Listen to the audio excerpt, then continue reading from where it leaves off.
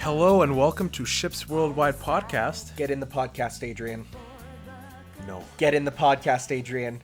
Get in the podcast or Fuad has to drive it. No. All right. Hello. Welcome back. I'm back on Western soil to record our podcast here, Ships Worldwide. I am Tanner. And I am Adrian. And we are here doing what we do every couple weeks. Talking about nerd. Talking about all the nerd from east to west. And I have now experienced east to west nerddom. You were like ingrained into that position now. Oh man, I was, and who knows, maybe in 3, 4, 5 years, I may make it a bit more. I don't know. There's ideas happening. Teacher exchange programs. Oh, there are some on the table, but I have to do a little dance. Yeah, because there's some potential stuff happening, but we have to see, of course, and it's not gonna be for a while. But yeah, hi, how's it going? Pretty good. Well, we just finished. You got new glasses. I do. Oh yeah, you didn't talk about them till now, but yeah, I got new glasses. They're weird looking in a cool way. I like it. Yeah, they're like anime glasses. They're like drawn by a bad artist who can't line up the frames and like the lenses. But I like it. It's unique. It's different. We actually just got finished recording our reaction to the JoJo Part 5 finale.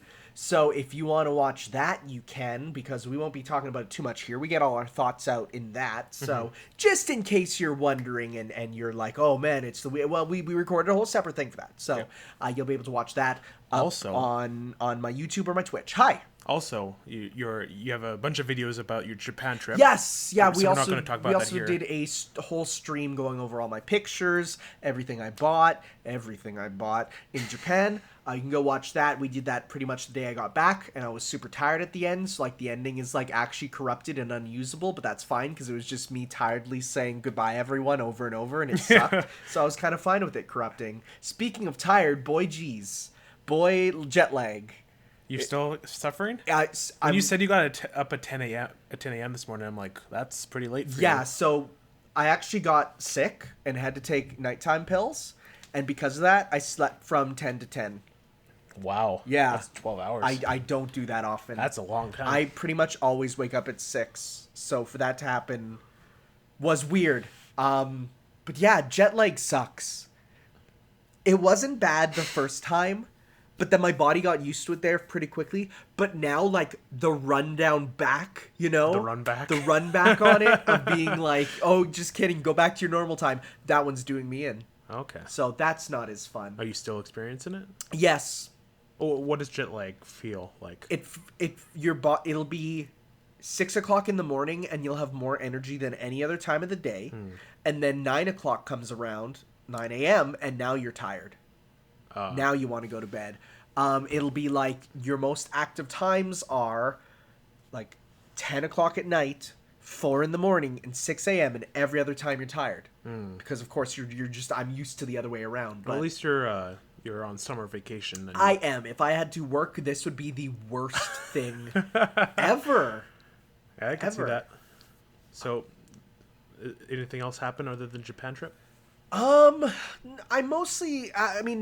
talked all about my Japan trip. Then after that, we did book our tickets for going to our local anime convention, Animathon. I've been looking forward to that since the beginning of the year. So there's going to be...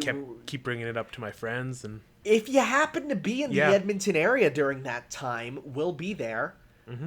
Every time I go there, I tweet out that I am, and absolutely no one is. So I'm kind of expecting the same thing. That's totally fine. Do you have anything in particular that you're going to be specifically looking for while you're there? What do you think? Obviously... Fate, right? No. JoJo. Like, JoJo stuff? Everything JoJo. Okay. Like, I'm not, like, deep in the anime thing. Yeah. And spoilers. Neon didn't really impact me that Don't call hard. it that. No one calls it that. Evangelion. Just Eva. Eva or Ava. Ava didn't impact me that much. Okay. But like I think JoJo's like the extent of what I'm going to be looking for there. Okay, yeah. Well, also like gaming stuff too, yeah, obviously. Of course, yeah. Okay.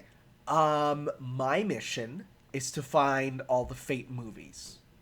Okay. That's what I'm going to be looking for. Because I have because I was like, okay, I'm going to be watching the Fate stuff, right? And I knew it was on Netflix. So then I went to Netflix and I noticed that 2 of them were taken off. And I'm like, oh, geez, I forgot Netflix deletes stuff. So I should probably get them physically so that I can actually, watch them and make sure they don't disappear. Mm-hmm. So I might see if I can get a JoJo figure. Oh yeah. Yeah. No, but in addition to the one I got you, obviously. Yes. She does not stand. Ironic. I had to put a piece of tape on the back of her dress and on the back of the speaker for her to, because her position, okay, he got me a Trish figure. Yes. My first waifu figure ever. But she leans forward, but her foot's completely flat. But she's leaning forward at the same time. Is she meant to maybe be just barely stepping on her foot? Kind of rocking on it, having her foot up like this? I know some figures do that. One of her feet are up a little bit, but the other one is okay, down. Huh. Well, she hasn't fallen yet. That's anime figures. Some of them are not made to balance properly and stand on their own at all. Yep. Look at every single Figma. Those things are the worst. Getting them to stand is a pain. Well, they have those Well, yeah, things, but stands. If you don't want to use that because they look ugly sometimes. I don't think they look. Well, at least they're clear. Yeah. Well, right. They're really not. They're really white, but okay. We're also thinking of it's very early development, yeah. But we might be going to San Diego next year, maybe. Might be an idea. Yeah. See stuff down there. See people. See things. I've got jealous of you. Really? You went somewhere, and I'm like, I need to go on a vacation too. Well, let me say, it's just by the end of it, I was really lonely and wanting to come back. I'll be honest. I didn't need those extra 5 days. Maybe an extra 2 would have been okay, but taking that 5 extra days was by the end, I was like, I am actually really lonely. But we go together. Yeah. This time, obviously, Yeah. Okay. But yeah. Anything happened in your weeks? My dad got his hip surgery last week. He's pretty in pain today, but it's going to get better. He's had the hip pain for a while now. Mm-hmm. He hasn't been able to work, but now he's got a new hip. He's slowly recovering.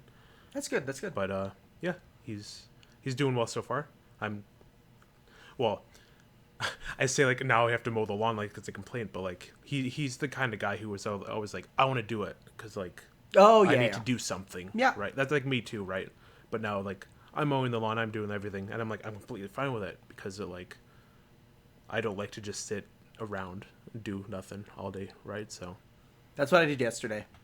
It was nothing? The worst. You did nothing? I did nothing. I hate those days because I got a little bit of, and I guess this is going back to my week. I'm a little sick now.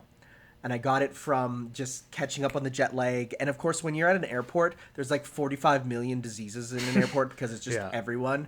And it finally caught up to me. And I was just yesterday, and the worst part is, it was that plus waiting for Amazon to deliver Fire Emblem. And it was just that combination of waiting for something. And it was oh my God, this is the worst. But yeah, I got my Isabelle amiibo in. Oh yeah, that was the one. That Isabelle Smash amiibo was the hardest amiibo I had to get my hands on in a very long time.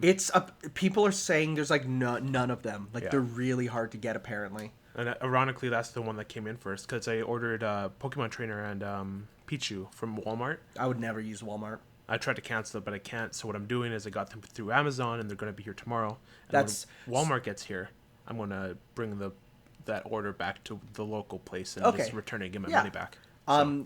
What happened with me is I ended up going for Best Buy for Pichu and Pokemon Trainer, and for some reason I got an email saying, "Hi, we can't process your card." And I'm like, that happens to me too a lot. And I'm like, that's strange. All right, let me try putting in my other card, which I know works. Yeah. And it says, sorry, we can't process it. Let me try my PayPal, which I know works. Sorry, we can't process it. And they're like, don't cancel. We'll try it again. And I'm like, no, cancel. It's up on Amazon. Yeah. Just buy. It's been up on Amazon for a while too. Yeah. I keep checking it and be like, it's still here. Well, Pokemon Trainer went out of stock for a little bit, but it'll probably be back up soon. But yeah, I think that's it. All right. Still working hard. Yeah. Ready to talk about them Blidio blames? Are you? I am. I have a couple. It's been 3 weeks.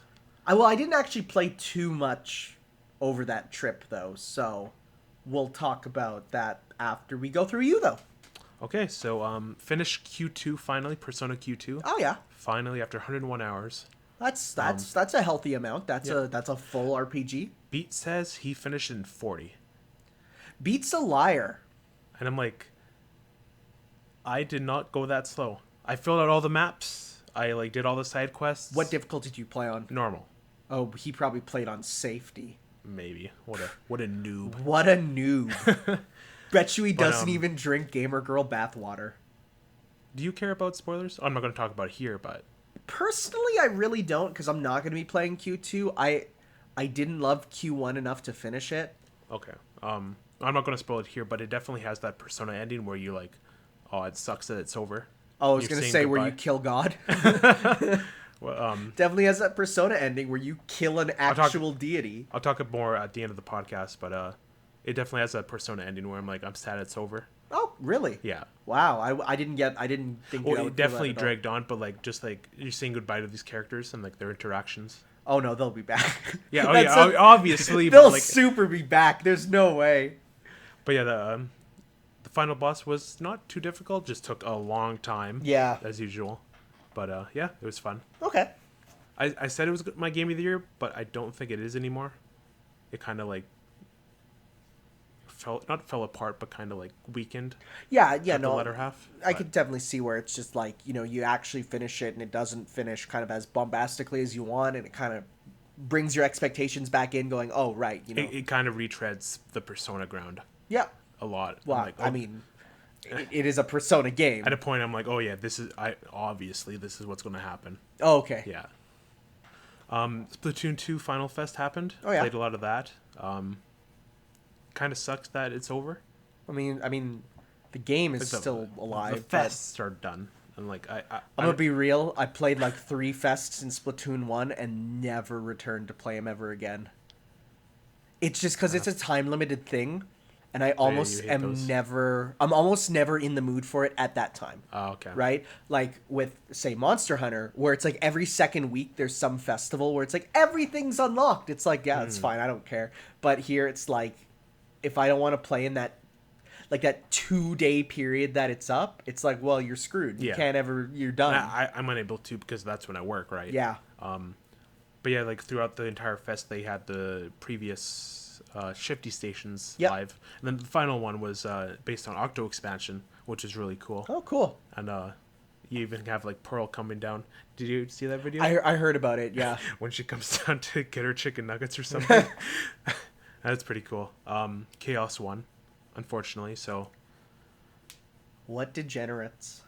Have fun, having a post-apocalyptic world. Okay, but to be fair, that actually sounds kind of cool for Splatoon 3. But, moral-wise... I saw some people saying, I can't believe that they're not already working on Splatoon 3. And I'm like, guys, what are you talking about? I talked to a few people about this, saying oh, Splatoon 3's coming real soon. I'm like, no. The only reason Splatoon 2 came out so soon after is because it's on a new console. Yeah, it's on a console that people buy. And if they were to put 3 on this console, that would be completely Splatoon 3 cannibalized. Will not be on the Switch. It will be on Nintendo's next console. It will. If anything, we might get another expansion for Splatoon 2. Maybe. I could see that, but there's no way we're gonna get Splatoon 3 because the director's now fully focused on Animal Crossing. Yeah. So good. Can't wait for that. Then I went back to Splatoon 1. That's weird. Is the online still up? Yeah. Weird. Because I borrowed it from you because I wanted to see. Oh right. I wanted to see if my nostalgia goggles were on for this game because I remember loving Splatoon 1 and Splatoon 2 just didn't give me that same feeling. So I went back and nostalgia goggles were on. It is noticeably worse than the second game, and I appreciate Splatoon 2 way more now. Presentation's way worse. There's way more jaggy pixels everywhere. Even just the art style. Really, it really evolved with Splatoon 2 to make it better. Mm-hmm. having a giant freaking Wii U controller in my hand. I was gonna say, I think that would be the big deal breaker. The fact that you can play Splatoon 2 with normal controllers must feel real. I mean, you could play it with the Wii U Pro controller, but like, I didn't have that, so I had to play with the giant gamepad. Yikes! The thing I did like was like you just look down and the map's right there, right? I don't mind pressing a button and it appears on the screen. No, me neither. I actually prefer that. I'm gonna be honest, because then it's just you can like it's sort of like looking in your rear view mirror in Mario Kart. Like you tap it, you look, immediately assess the situation, turn it off. Right? You know, I love that. I much prefer that than having like even like a little like looking behind you mirror in it. Right? Yeah. Like I much prefer it just be something that you can tap, look, you're done. Been going through Mario Maker 2. Oh yeah. Right now I'm working on a Keep going. I'm working on a Hollow Knight inspired level. Oh, okay. Forgotten Crossroads, where you start. Did you play Hollow Knight? I mean, I know about it. Oh, you know the grub fly room. Yeah. That's where it's starting, and then you go, and then it's the vertical section, Okay. and then like there's gonna be like some entrances, and you got to go get the grub flies and return to. And as you grab the grub flies, you get a key and the key coins. Yeah, I know. And then you unlock the door and whatever. I'm still working on it, but Nice. it's I'm almost done the story mode too. Did you finish it? No, I played it a bit on my trip, but not too much because there was way too much to see to play. Oh, of course. But yeah, I'm having a lot of fun with it. I still hate making on the TV, and I always have my Whack. the stylus. Whack, dude. Why it's so much better. Give me the precision. Give me the precision of placing blocks with. I'm going to show you the pen. I will always take the precision of buttons over any touch functionality. I am the shakiest. This is a lifesaver. This pen. I am the shakiest person ever. Anything involving touch screens gets destroyed by me. But like Mario Maker's not even that like it's not like you're playing friggin' Operation. It feels like it at times because it's like, okay, I want to drag this thing off screen. Oh no, I drew a line of them instead. Undo dog, dude. I better hold the undo dog for a second to make it undone. Oh, I hate that. poor baby. I hate that. Let me tap to undo. Or you can just erase it. But then I have to. What? Like, click the eraser. What? Just don't make mistakes using buttons. You can never misinput with buttons.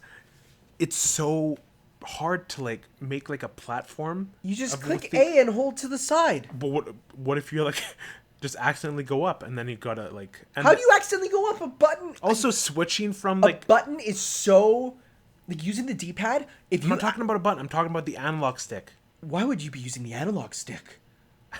Why would you use the analog stick when the D-pad's there?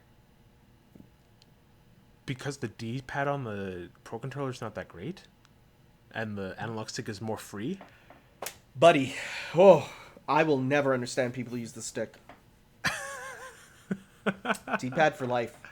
D-pad boys. But yeah. Tell me about this mobile game. Dr. Mario World. I played it for a bit. It's. I played it until I hit those paywalls, which is about 20 levels. It's fun. I think it's definitely the most like mobile yeah of the games. There's a lot of ads for it in Japan. Is there? Everywhere. Video monitors playing the those virus vids that they've been putting up on YouTube. Oh yeah. Yeah. Everywhere. I played some multiplayer and it's like super frantic. Oh yeah. You gotta like just like swipe your finger across the screen to get the pills right where you need them right away. And it's a fun game. I try it out. It's free, so. Neat. Tanner? I can't believe you're back. You are an actual relapsing drug addict. Like, you know when Kojima went on the stage and said, "I'm back"? It's like that. I can't believe... I'm playing Overwatch again. Was it because of Sigma and his bare toes?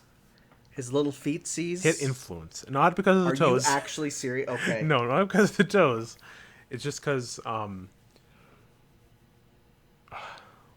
trying to explain it in like the least. In the way that doesn't make you sound like an insane man who's addicted to something? I'm not addicted. I can say with confidence now that I'm not addicted because I play the game. I play a few matches. I only spent $50 on loot boxes this time, guys. Not even 100. I haven't paid for a loot box in year. A year. A year. Okay. Because I don't think I did any during the winter. Maybe I did. But it's been about 7 months since I touched the game. Okay. Since I actually went back into it. And it's fun. It's fun again. I'm enjoying it. What did they do to change it? Nothing. Well, they added some maps. The summer event's going on right now. Yeah. So, but I'm not like before. I'm like I need every single cosmetic item, or I'm not going to be satisfied. But now, now it's an impossible task. So you're like whatever. Yeah, pretty much. I'm like when I see a skin, I'm like that's cool. I'll try for that skin when it comes around next year. So you've learned to accept But right now it's like I'm playing the game for the game now, and it's way funner that way. Because like if I lose, I'm like at least I had fun playing the game. Before it's like if I lost, I'm like this does not get me as far as I could have been to that level up to get that loot box as if I won, you know? I was in that addiction mentality. That's weird. Yeah, it was bad. That's strange. That's foreign to me. And like it got so bad when I'm like at the beginning of the year when I when I went back into it, I could not play it. I could not press the play button. I just had to look at the menu and I just had to quit. Like that's how like bad it was. That sounds like an addiction, you know. I know, but now it's okay now. Okay. Okay. We will be talking about it more later on. We will? Yes, we will. Okay. Yes, we will. But yeah, that's all have I seen any movies? Oh, I've been still watching the Persona 4 animation. Getting to the end there. Oh yeah. It's really really good still. Yep. Kanji and Naoto are like peak ship. Okay. What? I never thought you'd say those words, and now that you're saying it, it feels very strange. So I'm just letting that settle in. Okay. All right. That's where I'll end off for my gamer talk. All right. So I'll talk about a few things here. The game I played the most in Japan was Fate Grand Order Arcade. You also have a lot of videos on this too, I saw. Well, I just put up one video kind of just talking about it, but I just want to say, like, I cannot believe how awesome Japanese arcades are. Like, they're really elaborate. They really have a lot of... There's so many floors. They have so many games. They have some multi-cabs where it's just like, hey, you want to play a fighting game? This cabinet has 30 of them, and you just pick one. And if someone in all of Japan is playing, you can fight them over Wi-Fi on the arcade cab. Like, it's so cool. Huh. And I just want to say, what did we do wrong to not have us have them? Like, what's the difference? Culture. But what part of the culture? Because, like, they're not super crowded always. Sometimes I went there and there was, like, 3 or 4 people on a floor. And, you know, like, I don't... I'm trying to think, because, like, I think it's more... People don't want to go to game when they have it at home. I mean, I guess, like, but... Remember, like... I don't know. Americans. It's so weird. Oh, yeah, but you gotta remember Americans exist, and they stab each other over marbles, so... So I guess, that's the answer. And currently they're being punished in Vegas. Oh, man. That's wild. That's what happens. That's weird. That's what happens when you get rid of Marvel. Well, it's also happening... Sorry, we're going on a tangent happen. here, but, like, it's happening in the UK as well. And it's kind of weird. Well, I mean... We had the crazy thunderstorms that happened at the same time here and in the UK. We had the crazy sun that happened at the same time in Japan and the UK. And now we have the swarm of locusts and other things that are happening in Las Vegas and the UK. And an asteroid almost hit us. And that was just Donkey Kong. We're good. Yeah, that was weird. That was a weird coincidence. I think he saw the news and tweeted it was what it was. Maybe. But anyways, back to Fate. One thing I want to say is the coolest thing in the world ever is you get like a stack of real cards that you put into, like, you slot into the arcade machine. It reads all of their chips. Are they laminated? No, I got card cases for them. Okay. But they read through all of the, like, chips of the cards, and it scans your entire deck of 40 cards into the game. How long does that take? Seconds. Wow. It's the coolest thing ever. And honestly, can you imagine the hype of, like, a Pokemon trading card game thing where it's like you get the cards, you put them all in, you put them in the deck, you play on there, right? Amiibo cards. Or like amiibo cards, right? Yeah. Like, it'd be so cool. I love these things. They're actually, like, I was so happy to play it. That's about all I wanted to say. Also that I want that game to come. Oh, and yeah, Japanese arcades. Every arcade brand has their own type of, like, card here that you then, like, this is the save data on it. This is your memory card. Okay. So, like, you put it down. That's and cool. It's such a cool system, and I wish we had it. But we do have the one arcade opening up here, but it's a retro one, or in a nearby town that when it opens, we are absolutely going there. We're going to go and we're going to play. When's it opening? They just keep saying late summer. Oh, okay. So we'll have to see. They've been posting pretty much daily, like, all their cabinets, like, one by one, with videos of it working, and it's like, oh, I'm so excited. So, other than that, one game I did play a lot while I was there was Pokemon Go, because, boy, geez, they have the biggest advantage. So, I don't doubt it. Let me explain. Every single building in Japan is 10 stories tall. So if you want to visit 10 stores, you go vertically, right? So that means if there's a Pokestop, like, in the middle of a shopping district, that means that no matter what store you're at, because you're vertical to it, you can always get it. Huh. Like, the maps, like, you look out your window and there are thousands of stops and gyms. Wow. Like, there's so many. And then I come here and it's like, I'll be out in, like, our city and I'll do a quick look around and there's nothing.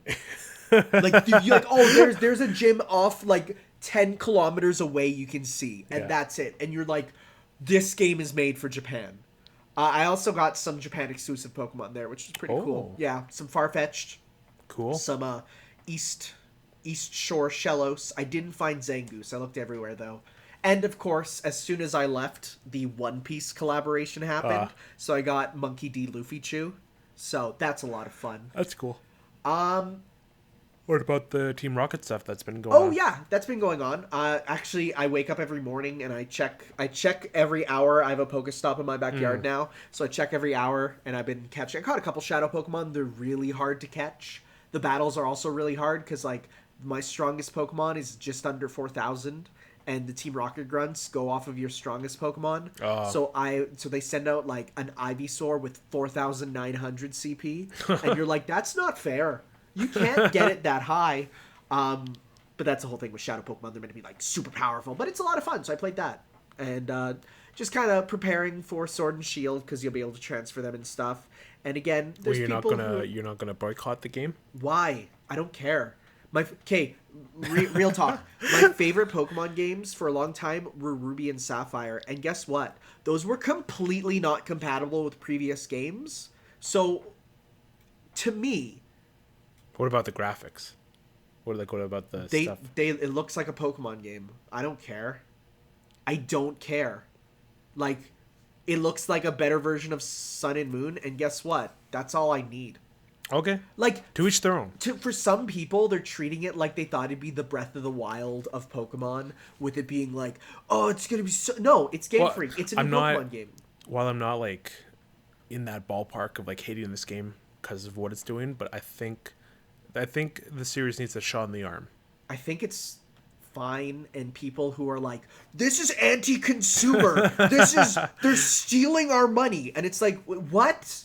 You're crazy. Also, it's the first new game on a new system.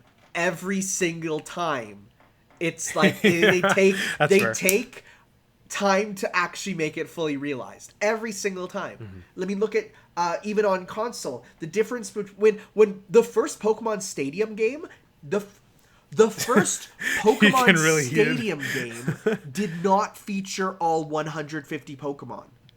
It only had 60. We didn't even get that game because of that. The first Pokemon Stadium did not have every Pokemon in it. So, like, Pokemon Stadium 2 comes around, okay, now we get them all, and then we get that as Pokemon Stadium 1. Pokemon Stadium Gold Silver comes out, it has all those Pokemon, but only because, like, and it's just a case of growing pains every time. Like, people act like this is new. I don't know. I feel like there's so much more you can do with life than complain about Pokemon on the internet. Mm-hmm. Like, there's nothing that makes me more fun, like, to laugh than when I go on Facebook and see there's some Pokemon thing and, like, the third most used reaction is an angry face. Where it's like, they'll post just a picture of Grookey. And then it'll be like, you know, like 1,000 likes, 800 hearts, 300 angry faces. It's like, you're not going to change anything by putting angry faces on the Facebook I'm photos. just so mad. I'm just so mad because my Pokemon aren't here. Like, it's laughable. And could they do better? Absolutely. Would I like all the Pokemon in it? Absolutely. Does it break it for me? No. I enjoy Pokemon as an experience from start to end, as what it is, right? I don't think of it as a stepping stone to, you know, it's sort of like people, okay, for example, what if they released a Marvel movie that had no ties to other Marvel stuff? I mean, it's still a good movie. Yeah. But there's absolutely no connection to the greater narrative. Some people would say that's useless. That's a useless movie. It doesn't further anything. But it's like, no, what about the movie itself? Mm-hmm. I prefer looking at the thing itself rather than what it brings to the grand picture. Okay. So, okay, that's me. That's your little rant. That's my rant. What about Fate? Let's talk about Fate. Not too long, though. I won't. All I'm gonna say is every time we talk about Fate, I fear you're gonna go on for like an hour. Well, no, because I don't want to. I mean, I already do talk about it for hours in the videos, but I'm just gonna say this is the wildest thing I've ever seen a game do. It's like every time we come back to this, it's so wild. Like, it gets wilder and wilder. It's like, oh, you ran into the villain while he was shopping, and he's like, "Hey, let's just go get a bite to eat," and you're like, "What?" And you talk, and he orders spicy food, and he is eating this super spicy food and sweating, and you hear the voice actor, and his mouth is stuffed full of food, and he's like, "Oh, so," and he's like, you hear him wiping the sweat away, and you're like, you're the villain that in the other playthroughs was like a brutal, irredeemable killer, and now you're like a bro. This is very strange. Also, I've never, ever, ever, ever, ever, ever, ever, ever, ever hated a character more than one in this game. Shinji. I am not joking. What does he do? Why do you hate him so much? Don't go too much into it, though. Well, you know, no, I mean, it's pretty well known. Mild Fate spoilers. He totally rapes his sister. Oof, that's pretty bad. And it's like, as you play it, you hear about how, and it's every time it's brought up, it's worse than what you could imagine. Oh, what? Since, like, when they were babies? Frick. What? With horrible demon stuff out of Berserk? Oh. Like, every time it gets worse. And it's like, the main character's like, oh yeah, we used to be friends. You know, we were pretty good friends. And you're like, but he's been doing it this whole time. It's the worst. I actually want, like, whenever I was in Japan and saw merch of him, I was like, you do not deserve that figure. You are the worst. You are actually, I've never hated a character. I actually, when I was reading it, my fists were clenched. It's like that Arthur meme. Oh no, but like when I was done, I let go and there was red marks from where I was like, I was mad. No character has made me this angry before. That means you're... I cannot wait for us to do him in some horrible way. He nearly got in the second route, but then they saved him at the end, and I'm like, ugh, but I was so mad. Piece of garbage. Okay. I did pick up while I was... You had to, like... While I was on the trip... I know, I did. I did pick up Marvel Ultimate Alliance 3 because I wanted something to play on the plane back. Whoops, I fell asleep on the plane back. I didn't really play it that much then. Well, you got it in Japan? Digitally. Oh, okay. I just hopped on the internet and downloaded it because it's still on my Western profile. So, boy, downloading it on hotel internet took a long time. So, this game's weird. It does a lot really good, but it does a few things very weird. Like what? So it's made by Tecmo Koei. Yeah. Every now and then, you get a whiff of Warriors. You get a little. It's like when you're out walking and you smell McDonald's French fries, but like a for barbecue. a second, or a barbecue, like you smell it for a second, you're like, where did that go? And then you're looking for it, and it's gone, right? That's the perfect metaphor. And so, like that's so I'll be playing it, and you'll enter a room, and there'll be like 100 enemies there. And you'll do a move, and they're all flying away, and you do a super move, and there's even one character who they literally took Link's, like, sword spin attack, like his super move. They took the animation for... Tecmo Koei does that all the time. They always reuse animation for Warriors games, right? And you'll see it, and you'll be like, there it is, there's that flavor, and then it goes away. And you're like, if only there were more Warriors-y stuff. So, because... does this just make you want to Marvel... Warriors absolutely. Yeah. I mean, because there's times where it feels like that, and it's so cool. But then you'll run into enemies that are more like puzzly to fight, like bosses. Well, no, but the bosses are awesome. The bosses I've seen are some really like good. I've seen Kingpin. I haven't fought him yet. Sandman, I think. Sandman? Okay, Sandman is crazy because Sandman looks like Geese Howard, and Sandman literally shoots sand Repukins, and he will do a double Repukin with sand. It's the wildest thing. There's just... Okay, so, when I'm talking about weird, for example, it is a linear level-based game. Like, you hit new game, and there's no hub. There's no... Like, there's a chapter select, but, like, you play it, and it is a solid chunk of game with no breaks for the whole time. Huh. Like you reach a checkpoint and you can save, open the menu, or whatever. It's like the old SpongeBob games, where it is a solid single. Why would you know that? I told you I played them. I didn't love them, but I played them. You don't deserve to talk about SpongeBob, anyways. But it's like, or like Rayman 3, where it's like a single linear adventure throughout with you can chapter select, but it is straightforward, and it's very weird to me for games to be like that nowadays. You don't get that. You almost always have either a menu hub with mission select, or you have a like a hub world where you can go around talk. Wait, so it's more story based. It's totally story based. And it's stories based on the Infinity Saga, right? It's original. It's based on one, and this is wild, it starts off with the Guardians. It does not, like, that's bold. You'd think, it's to start with the... No, it's the first 2.5 hours is Guardians. Interesting. And it's about them, they find the Infinity Gems, and a Ronin has all of them, and you beat up Ronin, and then Quill's like, haha, I got them all. And then Thanos appears and he's like, oh no. And he grabs one of them. He's like, warp them all to Earth. And he's like, oh, what did I do? And so then now they're all on Earth, and they have to make sure Thanos and the Black Order don't get them. Did you unlock all the characters? God, no. No. But I will say you unlock them. Yeah, that's what I heard. Fast. Yeah. Like, you start up the game with the 4 Guardians. You land on Earth, and it's like, here's Spider-Man. You keep going, and then it's like, oh, here's like 7 more. And then, here's like 6 more. And they just start throwing them at you so fast you can't even try them all out, right? Like, I've not touched Falcon once. But is the gameplay satisfying? So the gameplay is Warriors-y in the way that you have a light combo, you have a heavy move, and then, like, all of what would be your other, like...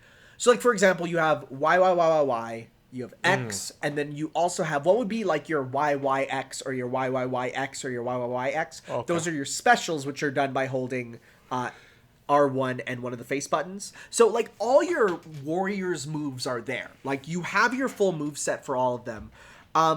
But in general, it does feel like characters are more basic than what they would be in a Warriors game. Like, they do feel very, there are certain, like, every character feels different, don't get me wrong, but at the same time, they are very, like, I don't know.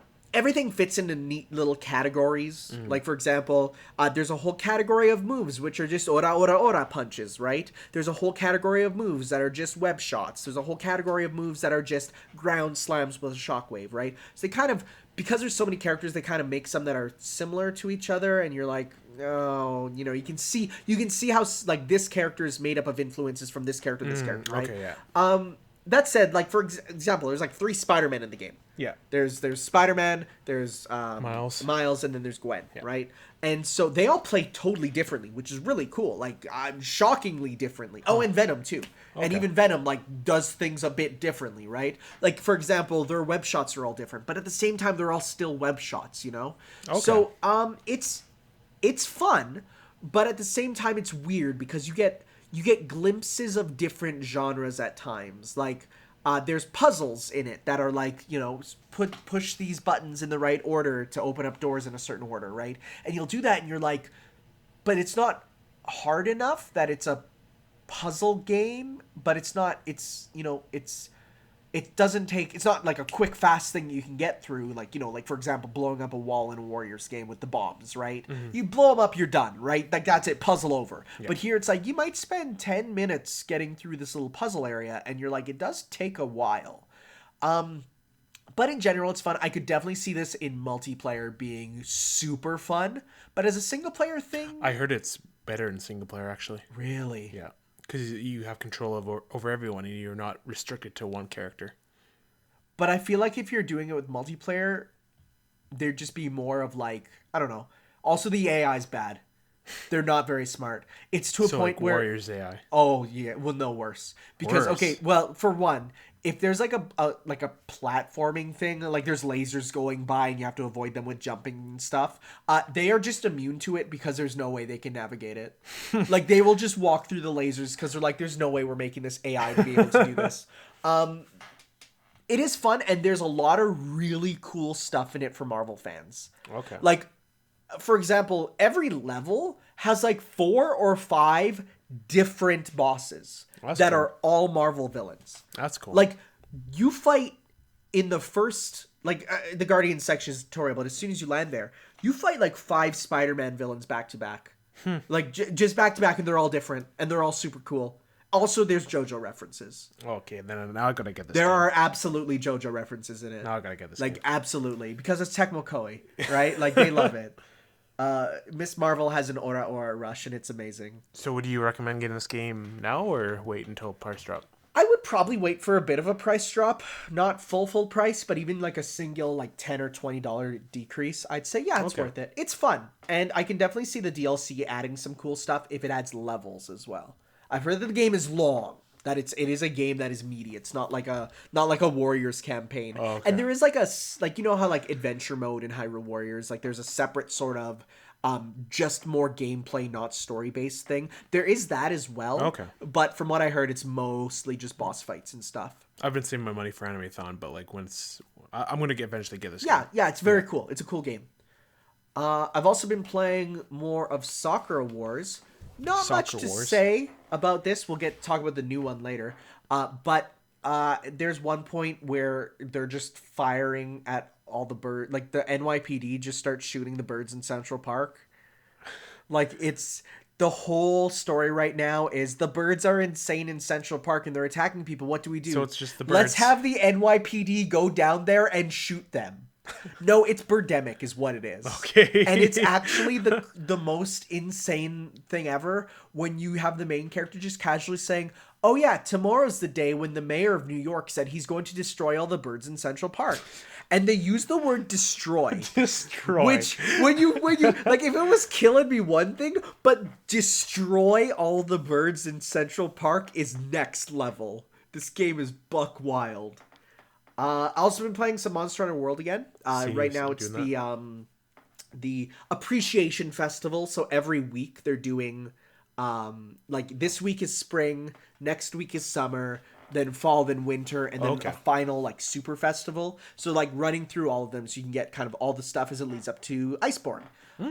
They also are giving away free attack gems, which is like, boy, attack gems are so rare. That's really good. So that's why I hopped in, and then I started playing, and I'm like, oh man, this is actually so fun. The only thing is I was pretty, like, in terms of the overall game, I was fairly under level for armor, up for the, like, you know, like for the actual end game stuff.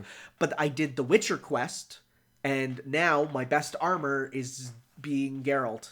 So now I guess I'm just Geralt. I guess he actually, if you're wearing his armor though, you can use spells. Oh, that's cool. So you can use his fire spell, which does like a solid 70 damage, which is pretty good. So no, I've been playing that, enjoying it, booting it up every now and then, going through, like I did some of the Dante mission to get his clothing, so I might be getting that pretty soon. Okay.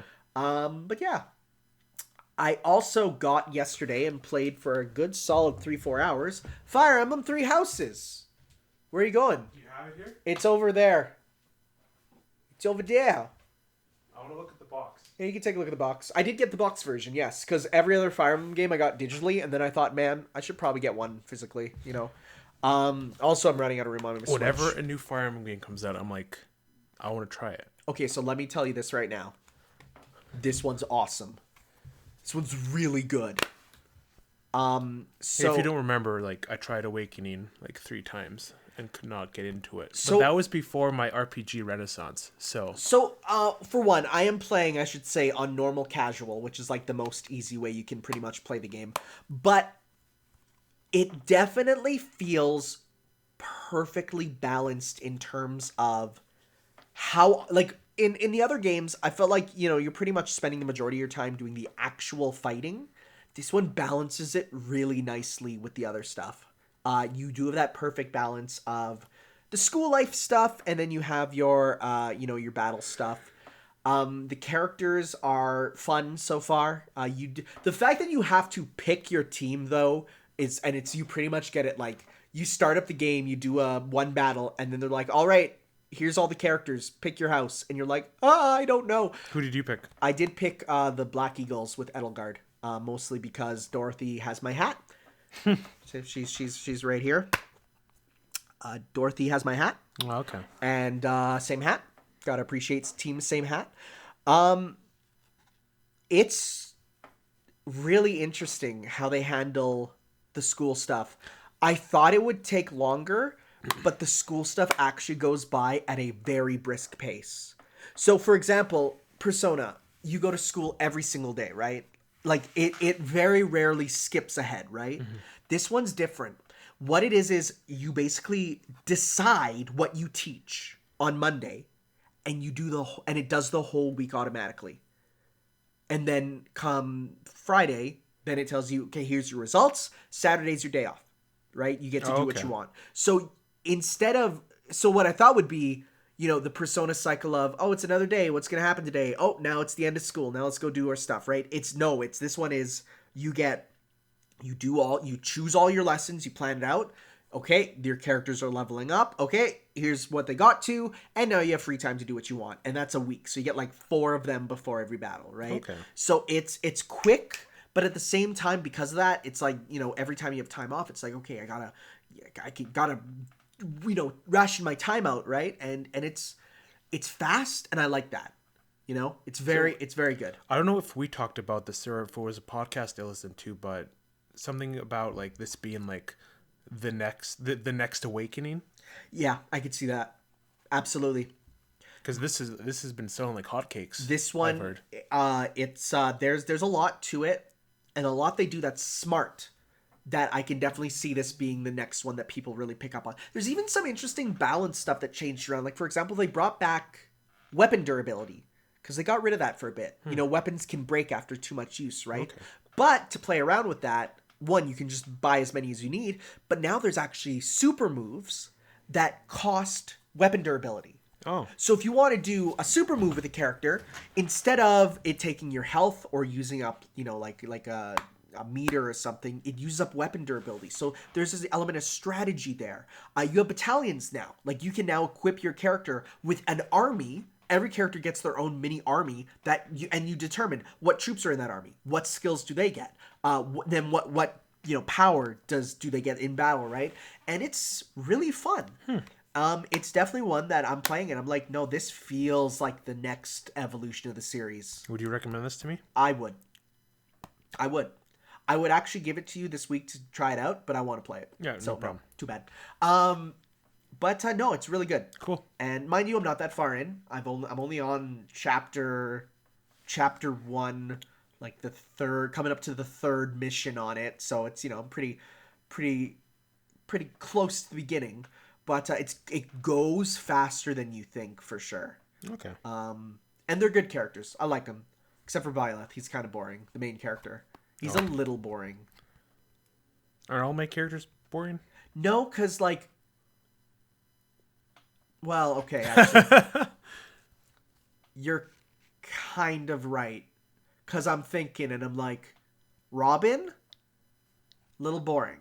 But there's a charm to Robin's bookishness. Corin? Little boring. But at least he has the dragon stuff going on. Well, there's supposed to be blank slates because they're supposed to be These ones are the blankest slates you can think of. They are very blank. In fact, they rarely talk. Really? They rarely talk. They feel more like Pokemon protagonists than previous. You're looking at DLC 4 for Smash. I don't think so. You don't think so? I don't think so. I think if they were do it, it would be Edelgard. Who's I thought... Edelgard.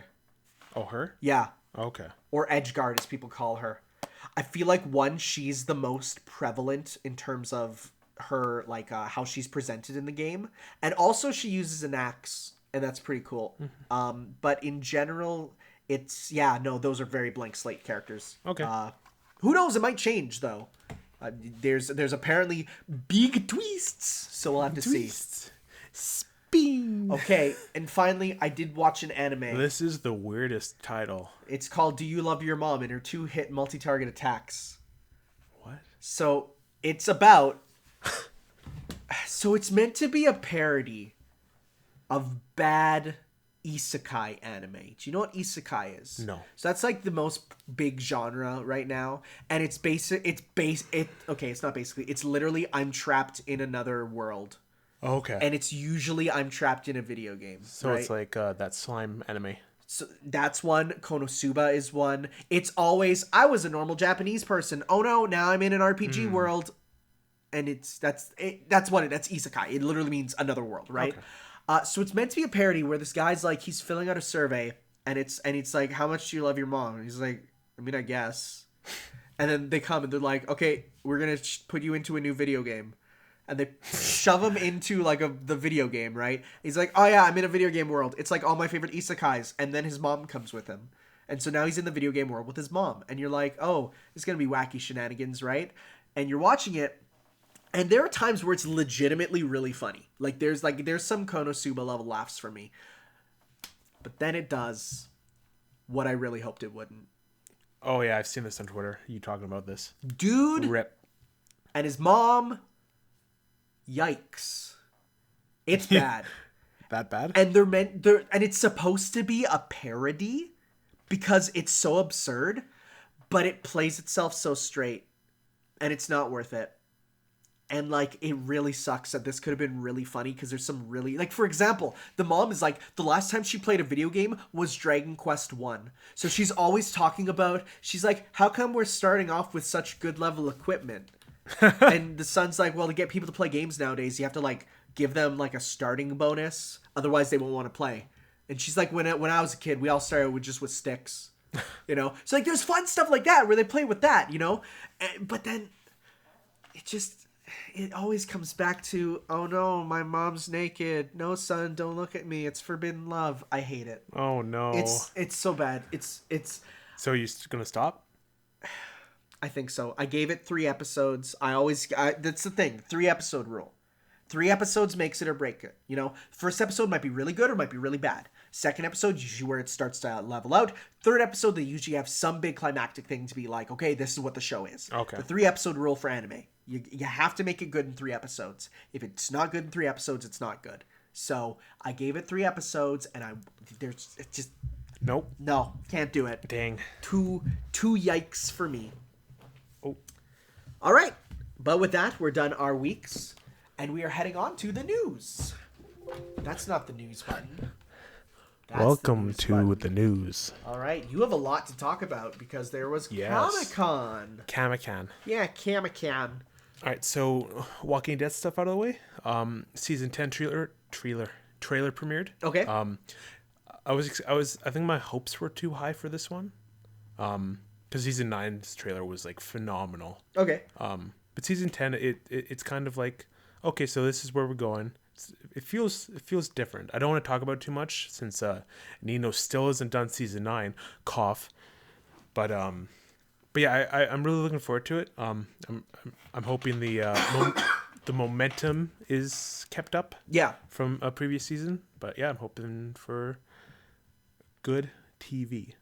Good TV? Yes. Okay. And I'll just get this out of the way too. Yeah. They announced it was like a motion poster for the Walking Dead movie. It's called The Walking Dead Movie. It's not called like Rick Grimes movie or anything. That's a really bad name. That's not the name of it. It's untitled The Walking Dead Movie. Okay. Right now. I thought it was a situation of the difference between Suicide Squad and The Suicide Squad. Where it's like, or if they just called it Walking Dead, like that'd be. Oh, I hate that. The poster had like the airplane that took Rick away in season 9. It's flying towards city skyline, which I think it's Philadelphia. So I think the movie's gonna get a cheesesteak. Yeah, cheesesteak sandwich. Some Rick. I completely lost my train of thought there. Sorry, I brought up food. But yeah, and it's coming to theaters. Okay. Yeah, exclusively coming to theaters because like there was a lot of speculation that it was going to be a TV movie. Yeah. But it's officially coming to theaters thanks to Universal. So I'm going to be going to that. Cool. So, yeah. You might as well cover the next one too because it's all together. Yeah, and then Robert Kirkman had a panel. The Walking Dead comic ended, if you didn't catch that last time. But he talked about like a bunch of stuff, saying like how we're about to just spoil a major point in the comic. I'll save that just in case. Okay. But what he did say is that there's a possibility of a Negan comic in the future. So hopefully, because he kind of like tapered off at one point in the comic and he never came back. Yeah. So until the very, very end, and even then there wasn't that much to him. So yeah. But yeah, that's it for Walking Dead, other than Michonne leaving in season 10. Okay. But yeah. So Nintendo Switch Lite was announced. Yes. Being a portable only Nintendo Switch. Looks cute, looks good for kids. I'm not going to get one myself. No. As well as they're revising the original Switch to have a bit of better battery life. Some people are treating... It's significant, though. What? No, it's not. It's like 4 to 9. What? No, it's like... Well, 4.5 to 9. Well, no, but they then did one with, like, playing, for example, Breath of the Wild. And it's like another hour. That's a lot of time. I don't think it's worth that much. Some people are like, well, glad I was a beta tester for the Switch. Where's my new one then? I should be giving this to me, Nintendo. Yeah, There's some people really salty about the fact that it got better over time. And it's like, you're stupid to not think this would happen. But it's definitely not enough for me to be like, to go out and buy a new one. Is this Switch Pro, do you think? No. No? No, this is just a revision. So you're not going to get it? No. For that extra battery life? No. The difference between 3 and 4 hours is not that big for me. It's not that big. So, but what I will say is I'm excited for... I will then get the Switch Pro when that happens. So you still think it's happening? Absolutely. Oh, dude, they already... Like, it's pretty much confirmed. From who? Well, when they're reading the product reports, like, they have the report that Nintendo is working on a revision for the Switch, and this is not the revision. Are you, like, is that confirmed? This has come up from investors' meetings.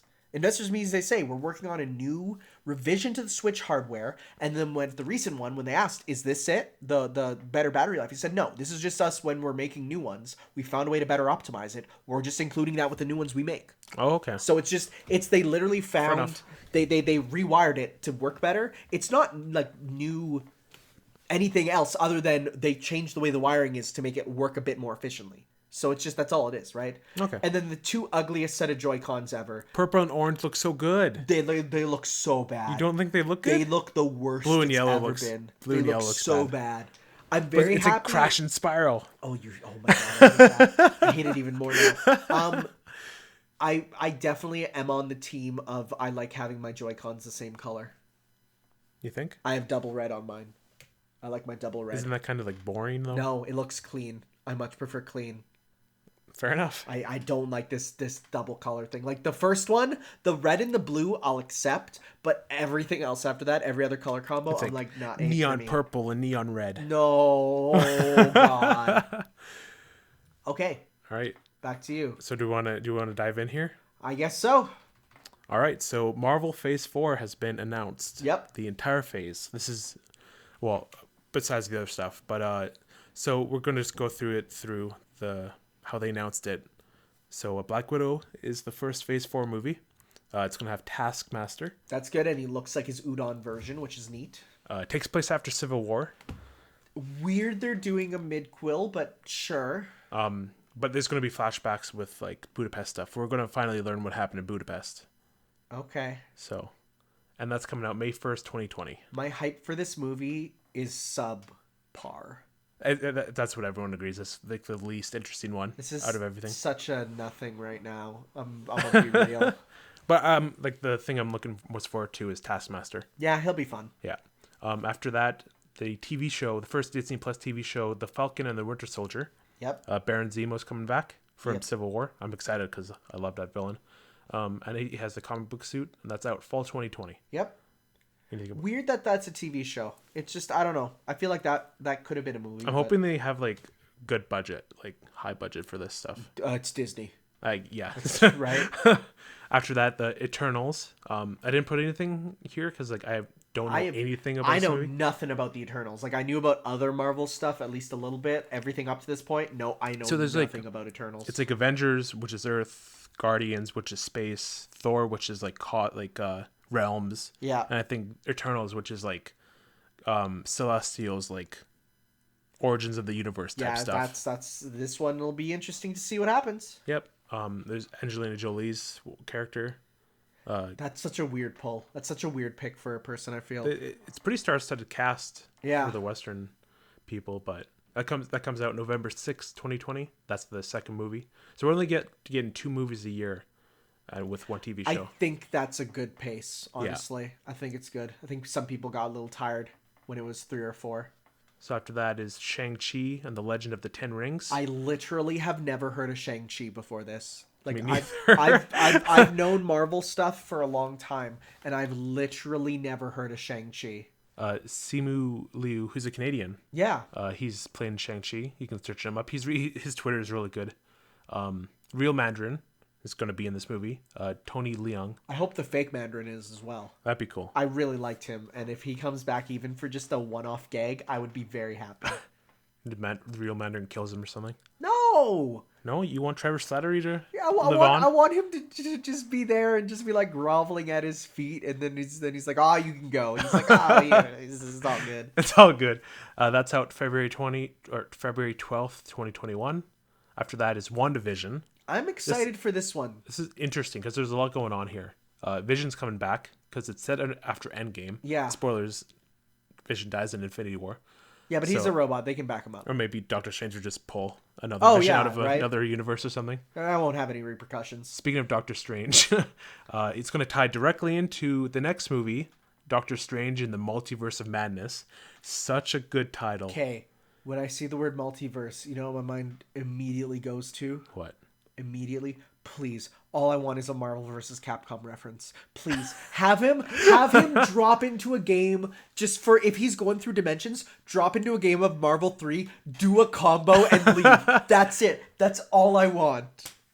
Because they did that with Spider-Verse in the comic.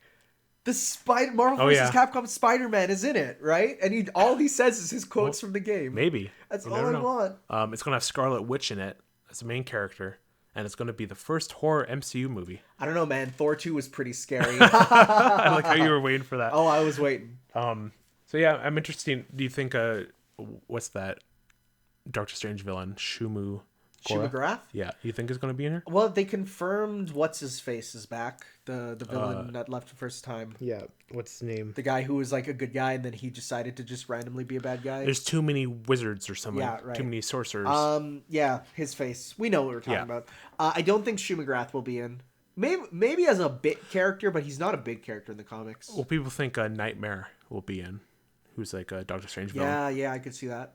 But yeah, this is the one I'm looking most forward to, I think. I think that's, out of all these, for sure. Well, aside from one. Loki's next with that terrible, horrible logo. I get what they're going for. It looks bad. He's wacky. He's a mischief maker. It's but bad. It's so it bad. looks like a Disney movie thing, which I guess, but it's confirmed it's going to be focusing on the Loki that escaped in the 2012 timeline in Endgame. I hope it just does the Loki for president thing. Like that'd be good. So like all the character development that happened in Thor 2, Thor 3, and Avengers Infinity War, it's all gone. So we'll see where that goes as it comes out in spring 2021. Then What If? This one might be really cool. I put here Marvel Zombies because in the logo for it, you can see the Marvel Zombies in the corner. Oh, cool. Yeah, so a huge cast of 25 voice actors. Interestingly, no Robert Downey Jr. or Chris Evans. I could see that. They're tired. Yeah, probably. But like, I'm really looking forward to this because like what you said, like just like what if this happened? Oh yeah. No, there's stuff where it's like it's animated, by the way, so like there's a lot of potential. Nice. But there's stuff where it's like, what if Red Hulk got the power of Ghost Rider and also the symbiote? I hope they go that far, but I think they're going to start with some of the more basic ones, but I really hope they go into some of the if Hydra succeeded or something. Type of thing. The Watcher's going to be in it. Yeah, of course. He's the one that in the What If comics basically was like that. This isn't canon. This isn't a canon thing, is it? It's multiverse canon, but it's not like affecting the mainline MCU. We're so far into the MCU that we're getting into this territory, which is cool. Yeah. That's coming out summer 2021. That one out of all of them is the one I'm the most excited for the Disney Plus ones. I'm really happy that it's animated. Yeah. You can do a lot. You can do way more with that. Yeah. Next is Hawkeye, coming out fall 2021 with Kate Bishop. Is that a movie or show? That's a show. So there's 2 shows in the summer. Yeah, I always expected Kate Bishop to appear in some point because he's getting a bit older and we got to pass the mantle. Mm-hmm. And Kate Bishop, out of all the aside from Miles Morales, Kate Bishop was the one that's like, I like her, right? Okay. Like she's a good new generation one. I wonder, like, what kind of... Do you know any Hawkeye storylines? Oh, God, no. No. And then finally, the capper to Phase 4, Thor: Love and Thunder. I'm excited for this. Jane Foster Thor, female Thor's coming. So that's going to be interesting to see how that works, but I just want to see just more Taika Waititi. Yeah, he's coming back too. It's so good. It's coming out November 5th, 2021. That's good. So that's it. Phase 4 is going to only happen in a 2-year time span, so... That's going to be... But there's no, like, culminating event, so it's no Avengers in this phase, which is interesting. Yeah, so... I think they're waiting until Fantastic Four comes, and they get... Because I think they're going to do Doctor Doom as the next big bad. I could see that. Because now that they have it, that they can work on it and all that. Yeah. So how do you feel about this phase as a whole? In general, there's a lot here that I'm like, I either don't... Like, okay, off the bat, Black Widow, I don't care about. You know, even like the Loki TV show, it's neat, but like whatever. The Hawkeye show, neat, but whatever. I know nothing about Shang-Chi. I know nothing about the Eternals. Falcon and the Winter Soldier, that's a little interesting. You know, could be just like Doctor Strange. That's an excited. Yeah. What If? That's an excited, and Thor. That's an excited. Right. So it's in general. There's stuff here I want to see, but there's also stuff where I'm like. I'm in the Guardians mentality where it's like we don't know anything about this, but like when it hits, it's going to like. That's true, right? So it's if we get a Guardians level thing for Eternals and Shang-Chi, awesome, right? That's great. But I don't think.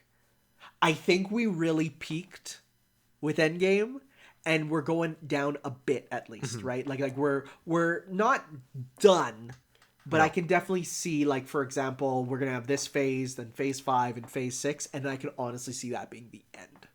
Okay. Like I could see this being like we're gonna have a this feels like a second phase 2. Right, where you're just kind of like, that's for sure. There's stuff happening, but it's whatever. So, I don't know.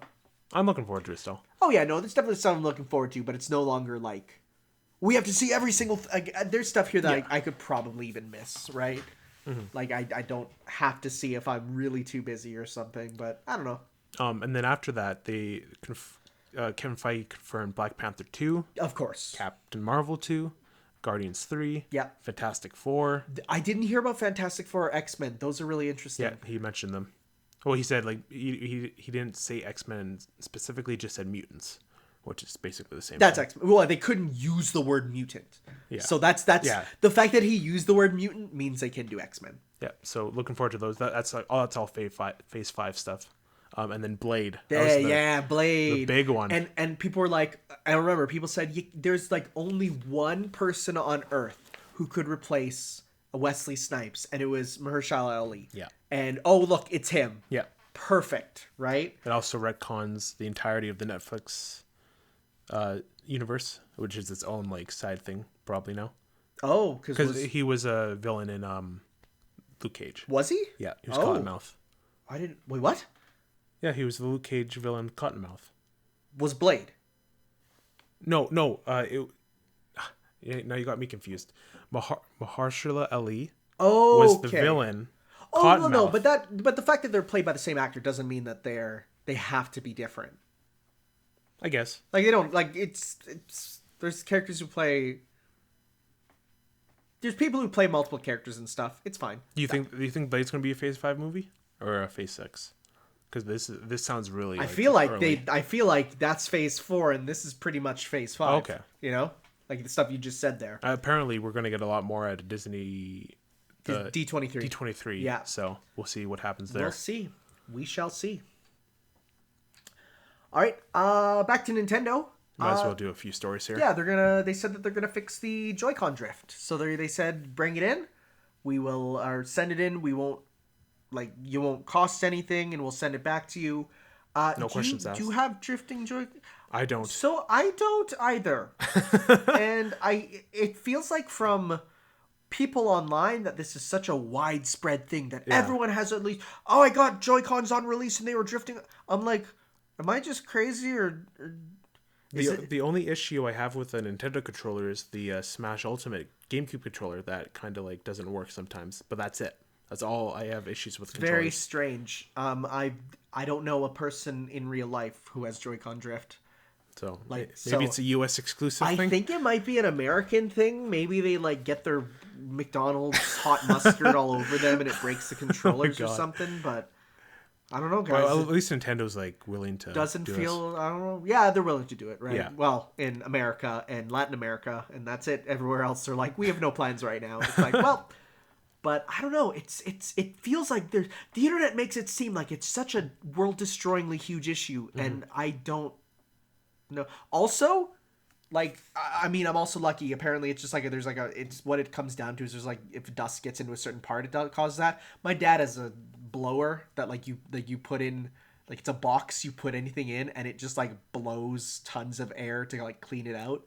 Oh, because my left Joy-Con, it sticks. Because there's dirt in there? Bring it in. Well, it's right here. We'll blow it out. Okay. And we'll see if that works. Sure, yeah. So that's the one issue I've been having with Joy-Cons, the sticky buttons. There you go. We'll see. Oh, yeah, I've been having that too. Yeah. Maybe, I know exactly what you're talking about. Yeah. Okay, yeah, we'll see about that. We'll see about that. All right. Luigi's Mansion 3. Out on Halloween. Spooky. It's like the perfect day. It's this. Well, it would be better if it was the day before, because then you could, like, get ready and then play it more fully on Halloween. I don't know. Maybe I guess, it's just me. But yes, spooky time. I'm looking forward to this one. Can't wait for it. I was originally kind of on the side of it doesn't matter to me, but now I'm like, that's a good time. I think I'll play it then. We'll see. Cool. And I'll just cover a few more here. Yeah. Monkey Ball Banana Blitz HD coming out October 29th, 2019. This one could have also been on Halloween because Banana Blitz isn't really that great of a monkey ball game. Why did they choose this one out of all of them? So they chose this one for a very simple fact. It's the one on an engine that's easiest to port. It's like, for example, why do they re-release Resident Evil 4 on everything ever, including touchscreen phones? It's the easiest thing ever. You could install Resident Evil 4 on a fridge. Like, it's just the thing of it's on an engine that is so easy to use. So in this case, yeah. Who knows? Maybe they'll do some stuff. I mean, mind you, the fact that you won't be using tilt controls will probably make this one be a bit better. Because, hey, it was a Wii game before. You could play it on the balance board. Do you know how bad Monkey Ball on the balance board is? It's actually the worst thing ever. Oh, no. But neat. Happy. Are you going to get it? No. No? I don't like Banana Blitz. They added a jump button and bosses. Monkey Ball does not need a jump button or bosses. It's weird. Anyways, I have a lot to go through. Monster Hunter World. We got the Glavenus trailer. And they also confirmed he is a variant. So not only is there Glavenus, but there's the sulfuric Glavenus, which normal Glavenus, if you think of him as a great sword, this one's more of a long sword because his tail is like a katana. It's long and thin. So he can do anime moves on you, like Virgil. They also teased at the end, as they always do. Why are you laughing? Nothing, don't worry about it. They also teased the next monster coming out, Brachiodos. Okay. Who is one of my favorite monsters. Why are you laughing? What's so funny? Nothing. I'll show you Brachiodos. Yeah, I didn't see this. I didn't see a trailer go up at all. Oh, yeah, they did. Missed it completely. So this is that's cool. Brachiodos. People make Dio jokes about him all the time for obvious reasons. But basically, he is a big dude with slime on his head and his hands. And when he slams the slime down, like it sticks places, and then it slowly turns red and then explodes. So he's just explosions everywhere as something you fight, right? So he's really cool that you can, you know. Oh, they did like an Ava thing too with it. Oh yeah, there was Ava Brachiodos because cool. This is the mobile game though, so okay. It's not like you fight it, but in a mobile game. But here's the thing: so people are looking and they're like, okay, every monster added so far is lined up. What is so funny? Tell me. I can't yet. I can't. Is it something on my face? No. Is it the fact his name is Glavenus? No, it's not. Just keep talking. Oh my god. Just keep talking. Sorry, I'm gonna bite my tongue. Yeah, thank you. I need to tell you about the cookie theory. Okay. So they've noticed that every monster so far. You are still laughing.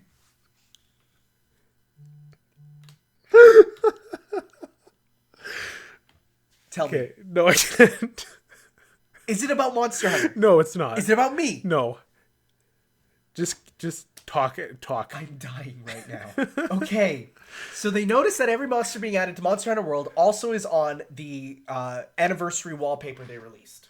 So the Monster Hunter anniversary wallpaper, this one right here.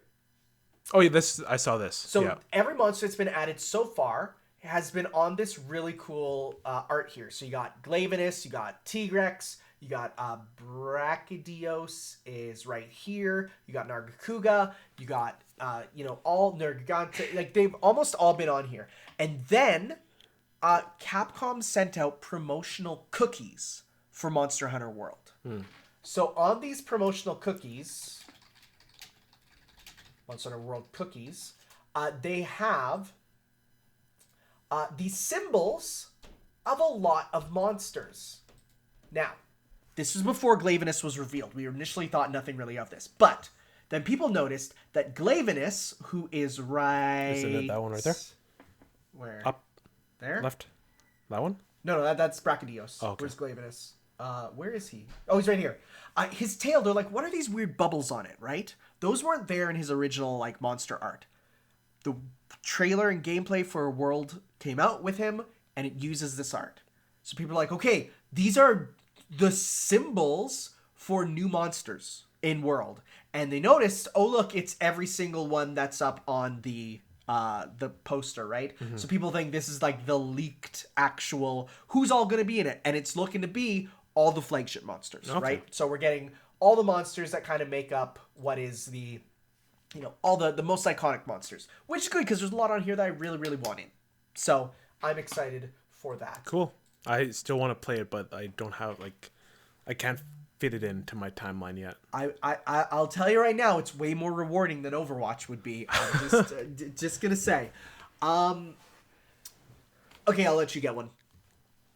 Okay, Endgame beat Avatar at the box office finally. And all it took was re-releasing it with DLC that meant nothing.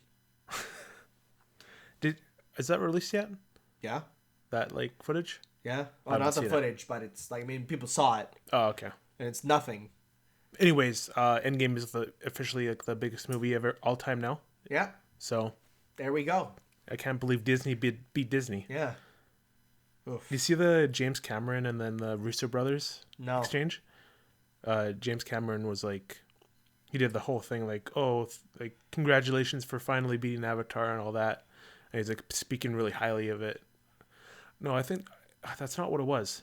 Avatar never deserved it. No, it didn't. It's not that great of a movie. But then the Russos were like, "Oh, thank you, James Cameron, for providing like these like extremely influential movies like Terminator and Titanic and all that. Like, yeah, you really inspired us to become the people who we are today and all that kind of stuff, which is really cool of the Russos to do that. Yeah.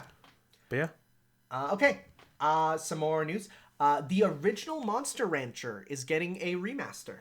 Did you ever know Monster Rancher as a kid? No, I didn't. So Monster Rancher was a PlayStation 1 monster raising game. The coolest thing about Monster Rancher, and this is still something that's really cool, and I actually hope they keep this in. Monster Rancher was neat because how you got monsters was you took the disc out of your system and you put in any other disc. So you could put in, and even nowadays, you can put in any new disc now. And you can still, like, scan in, and it will make a monster based off whatever you put in. Oh, that's so you could put in a Walking Dead DVD, and it would make a monster from it, and it would give it its own color scheme and stats. Sometimes you'd even, if you scan in the how does that even do that? I actually have no idea. Most of them would just give you like kind of a randomized monster, but there was a few that would give you very special ones. Like for example, you put in a Dragon Ball thing, you get a monster called Goku, and he looks like Goku. And it was real, and it was be any disc, CDs, DVDs, anything. So this cool. Getting a remaster, and they said it's digital only, so obviously you can put discs in at the same time. What consoles? I think they just said PS4 and Xbox One. Okay. So you can't really put discs into a Switch. Not really. But that's really cool, and I really hope they keep it. The game itself is a very basic, just like monster raising thing, but at the same time, that's a really cool gimmick. And it got a TV show that lasted quite a while here, so that's really cool. Whenever I see it, I'm reminded of the candy. Monster Rancher? Yeah. The candy? What candy? What are you talking about? I think it's just called Rancher Candy. Like Jolly Ranchers? Jolly Ranchers. I think that's what I'm reminded of. Okay. Yeah, that's the connection I make. All right. I would never put that together, but okay. Well, Rancher. It's so easy. That just means someone who farms. What about Pokemon Masters? Okay. Do you want to talk about Pokemon here? Masters has soft launched in Taiwan and will be coming to Canada soon. And people are saying it's good. It's good. It has, like, the battles have them. It's mobile game, right? It's mobile, yeah. But the battles are done in real time, but still with the basic Pokemon, like 4 moves. And every battle is 3v3. Now, it is gacha, which means that, you know, you roll for your trainers and stuff. But at the same time, I don't know. People fear gacha games. I thought you were going to say fear God. They do. They fear gacha more than God, if we're being honest here. But they really are afraid of them. But if you play them, it's like they're not bad. Like, they're really generous with how much you get without putting in money. I feel Overwatch was worse for gacha than any Japanese gacha game. Why not just say loot boxes? Well, no, microtransactions. Because gacha is different. then what you keep singling out Overwatch? But that's an example of a Western one, right? Or for example, Star Wars Battlefront. Okay. That one's bad. That's a bad one, right? Or the FIFA cards, right? Those are bad. But if you actually play the Japanese ones, they've so fine-tunedly balanced them to actually be fair. I played fair in what way? Well, I played like hours and hours and hours of Fire Emblem. I've never put a cent in, and I have good units. Like, yeah, I don't get the one exact one I want, but I get good ones. Okay. You know? You don't have to pay. People are like, oh, it's pay to win. And it's like, it's not, because it's all PvE pretty much, right? So it's like it's just, I don't know. I feel like people really demonize the genre when they don't actually play it. I mean, for one, I was listening to a podcast, and they learned live on the podcast that there is gameplay in gacha games. They're like, I thought all you do is you pay money to get pictures. And it's like, no. You pay for them to play, like, to get your characters to play a full RPG. And they're like, what? Why? How come no one talks about that? And they just talk about the gacha. And it's like, well, because that's the part that's exciting, is getting the characters, getting a rare character, right? The gameplay itself is good usually, but it's like that's not the exciting thing. You're playing to do more roles and get more exciting characters, right? So I don't know. It's one of those things where I feel like people are scared of what they don't actually know. Because Japan, they've been doing it for a decade now. They got it down. You mean people react to things they haven't played? Yeah. On the internet? For sure. That's wild. Speaking of mobile, Mega Man X Dive was announced for mobile, which I was like, whatever, it's a mobile game. And then they said a few things that made me really excited. One, it's running off of a modified Maverick Hunter X engine. That's the PSP one. So it's like, plays like a real Mega Man X game. Two, controller support. Oh. So you'll be able to just play it like a real game. And it's like, oh, interesting. To a point where it's like, I have a Android emulator for my computer. I could just plug in a controller and play it like a game. Like, yo, that's pretty cool. They confirmed it's gacha-ish in the way of you get characters and weapons and stuff, but there's a lot of characters. Like, you have X in his ultimate armor, X in his dope scarf, Zero, Axel, Vile, Cinnamon, and Marino from the RPG, as well as they're saying potentially other characters. So there's a lot of characters and stuff, and it's going to be a really big game for mobile. And also, this is the cool thing, my good friend Brian, I think he's in with Capcom on this. He doesn't listen to the podcast, so he won't hear this, but he's been the one breaking this information. Oh. I think he's in with Capcom. I think Capcom got to him and is like, and the interesting thing he said he said, guys, I have my sources, and mind you, he teased this about a year ago. Oh, wow. He's known, right? But he says, this is not Mega Man X9. This is not cannibalizing Mega Man X9. This is being done by a subsidiary studio. Mega Man X9 almost assuredly exists and is coming. And I'm like, buddy pal, you're giving me so much hope. Don't give me hope. Don't do that. So that's pretty exciting. So this mobile game will probably be kind of lead up to get excited for it. Apparently there will be again, Taiwan, they get the betas first. And so when that happens, I'll probably download the APK and play it myself because I really need to see. Cool. All right. Back to you. Back to me. Well, we kind of talked about him a little bit, but... This is what I was laughing at. What? You're laughing at it that says Sigma nuts? I think it was just in the situation of you were just talking about something and I just glanced over to the words and it just caught me off guard. I'm going to let you know. I've seen that for a long time. And I thought you put it, I'm like, Sigma nuts. Really? Okay. That was so funny. It's not funny anymore for some reason. No, it's really not. Once you pointed it out, it stopped being. But yeah, new Overwatch hero, Sigma. Speaking of Mega Man X... Why do you look mad? Because they literally took the name and design of Sigma. Now you can play Overwatch. No, I'm fine. He doesn't look as cool as the Mega Man Sigma at all. But his whole story is what is he? He's a ethnicity. Oh, I don't know about that. I was gonna say, but he's a mental hospital patient, and that's why he doesn't have shoes, to show how unstable he is. He keeps his feet out to make him look like a crazy person, and people are like, "That's not a good stereotype." Give him Crocs. He was obsessed with like figuring out black holes and trying to harness the power, and had an accident, and now he's all crazy. But then Talon's like, "Hey, you're coming with us," and now he's being used by Talon, which is kind of tragic. Can I just say though, and this is something that's been bothering me about Overwatch for a while, I really wish they would stop stretching the story wide and build up what's already there. Yeah. Right? That's one thing that they really seem to do is when I saw it, I'm like, okay, we got this. When the game released, there was a wide array of characters that made me go, these are all characters from different places and different backgrounds and different stories that are happening. So let's build those characters up. And then like, no, we're going to add more that are separate. Like at least Anna was like, okay, that's related to Pharah, right? Got it. Good. Yeah. But then it's like, okay, here's a character that's, barely related. And you're getting further and further away. And I'm like, it's more and more Talon members. I want to go up instead of across. Of out. Yeah. But his kit, he has like one of his moves. He like summons a giant rock and throws it, and does knockback damage. Does like a bullet sponge move, where like if projectiles hit the black hole he has in his hand, it grows, and then he can shoot it back. Okay. Defensive character. He's a shield tank. Okay. Yeah. One of his other moves, like a giant shield, he like shoots out in front of him. So defense character. Yeah. Yeah. Oh, he's a tank. He's not a defense. Okay.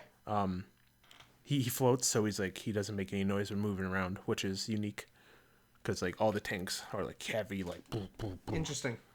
His what do they call him? His super move. I don't know. Why are you looking at me? He like everything goes zero gravity and everything raises in the air. The enemies, and they're like completely defenseless. Okay. And he slams them down. Okay. Which does a lot of damage. But yeah, he's on the PTR right now. Okay. If you want to check him out. I don't. Not you, but like I'm just talking to the audience here, Tanner. Okay. But yeah, he seems interesting. All right. Yeah. Okay, back to me. So Project Sakura Wars, or Shin Sakura Wars, got a new gameplay stream, and they showed off, hey, we're just totally changing the genre of it. Oh. It's no longer a Fire Emblem-esque strategy game. It is now a Devil May Cry-esque beat-em-up. Some people aren't happy about this. I'm not. I'm actually really excited.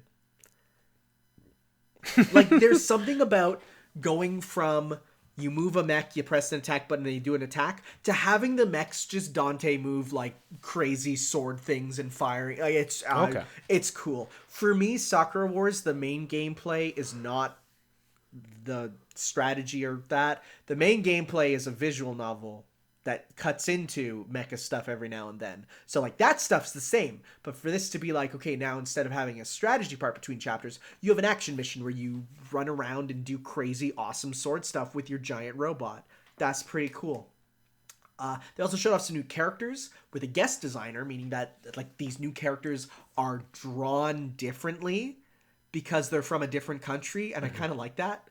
Because they're like, okay, here's the robot team from China. They're designed entirely differently by a whole new artist. And I really like that because it makes them like look visually different from the rest of the cast. Which works because otherwise you'd be like, oh, they're from China. And you're like, I can't tell, like they look the same, right? Like what's the difference? So now it's like, oh, you can see that they're different, right? Mm-hmm. I think that's a really cool way of handling it. Back to you. You just might as well finish up your stories. Okay. So obviously you heard about the fire at Kyoto Animation there. So the final number was 34 deaths, which is the biggest thing, the biggest single number of people dying in Japan's history. That's terrible. After the war there, and boy, it's like, yeah, that's a lot. And there's so much when you're hearing about they didn't have backups, like they lost everything. Wow. They raised enough money to buy it, but like they have to go back from scratch on everything. They lost almost they had like 45 people working there. Like it's rough. So I remember when I was there, it was like the atmosphere changed that day because it was scary there. So let's hope that they can bounce back from that. They actually have a movie that's coming out in theaters right now, and it's like their final work really before, like, we don't know what's gonna happen next. So it's like, oh boy. Hopefully they can. I hope so. Yeah, like they do some good stuff. So it's like when that happened, it's like, oh my god, like that's. But also then brings up the questions of like how was their office structured that it completely couldn't have solved this, right? Like there was one exit, there was no sprinklers, right? So it's like, I hope. So maybe this will be like. I hope this is a wake up call for like, okay, you guys need to actually make your building so that this can't happen, because like it's scary. So, finally, because this is again like the anime news now. Wildly, they announced a Zombieland sequel, like the movie, right? And what did they do at the same time? They announced a sequel to Zombieland Saga, the unrelated show about the zombie singing girls. Yeah. But they both have the name Zombieland. Oh, jeez. And they announced the sequels at the same time. I almost feel like they were waiting for this. I still can't believe that. Honestly, when Zombieland Saga came out, I thought it was a spin-off of Zombieland the movie. Like the Western movie? Yes, that's what I'm talking about here. That they announced Zombieland 2. Oh, yeah. At the same time as Zombieland Saga Season 2. And it's like, you guys already shared the name. Now you're sharing release date stuff? Wild. Did you watch the Zombieland trailer? No. It looked terrible. Oh, boy. None of it made me laugh. Oh, no. It's so forced. Like, Woody Harrelson goes into the White House and he's like, I don't even remember. It's just such a corny line. It just doesn't. To be fair, that's for the Rick and Morty crowd, I feel. Yeah, definitely. That's for the people who they watch, that's a whole genre of, I call low comedy, just the stupid low comedy, of like, I don't know. That sounds really conceited though. I shouldn't say that. Like it sounds bad when I say it, but what I mean is like there's a whole genre out there of not even schlock though, because there's high schlock. There's like the new Fast and Furious movie coming out. That's schlock. That's schlock, but that's right. But that it's more like, I don't know, lowbrow humor. The low hanging fruit. Low hanging fruit. The most basic sort of. I'll say something inappropriate, and then there might be some gore. Laugh. Yeah. I don't know. I don't like it too much, but hey, it's not for me. Finally. Yes. Last story for the news. Oh, whoops, sorry. We can't view this story. We have to log into our Bethesda.net account. And this is where I take a break. Doom 2, and Doom 3 are out on PS4, Xbox One, and Switch right now. Yeah. They are... Well, I put this before they announced it, but they're fixing the Bethesda.net account. Yeah, they said that they wanted it to be optional, and that they wanted it to be, well, then if you put it in and we can connect it to your Slayers Club account so that it'll all be connected. Yeah. And then they realized, oh, whoops, we didn't actually make it so that it was optional, which makes me go, boy, maybe you should make sure your game is ready for release before you do a stealth release, because there's a lot of stuff with like, people are getting pop-ups in the game that say made with Unity. Or is it a trial version of the corner? Version of Unity, because and then they delisted like the Xbox 360 and PS3 That's normal ones? though. That's normal. Okay. That's normal. That happens whenever they re-release a game. They usually delist the old one just so that people don't accidentally buy the old one. Like, because like for example, if you're on Xbox One and you typed in Doom, it would literally come up with two exact same looking games, and you couldn't tell which is which. Well, people are upset about that. Well, people are upset because they updated it for the version with the DRM of having the Bethesda Club, but it's like it's not actually that big of a deal. Doom is available on everything known to man, so like if you're worried about them removing one of them, oh no, let me just bring out my... Whoa, okay, sorry about that. Hello. Seems like our CO2 alarm went off. There was actually no problem, but it went off. Great. Anyways, we were talking... It was Bethesda. Bethesda, Doom... What were we talking about? We were talking about the Doom ports on the new consoles. Yeah, okay. Anything else that we have to say about it? I'm gonna wait until they get it fixed, like all that stuff. Okay. To play it, because they're pretty cheap. They're like $6.50. Yeah. So, Well, to be fair, it's Doom. yeah. So they're your calculator, right? So yeah. Okay. Okay. Well, that is it for our news. We are going to take subsequently the first half of the podcast. Yes, we will take our break. We will have our drinks. We'll come back, talk about our foreign exchange, being Ava and the Negan arc of the Walking Dead comics. Yep. And then we'll do questions, our border battle and questions and a little spoiler section at the end for anything you wanted to talk about. Sure. And yeah. So we will see you all in just a sec. Bye-bye.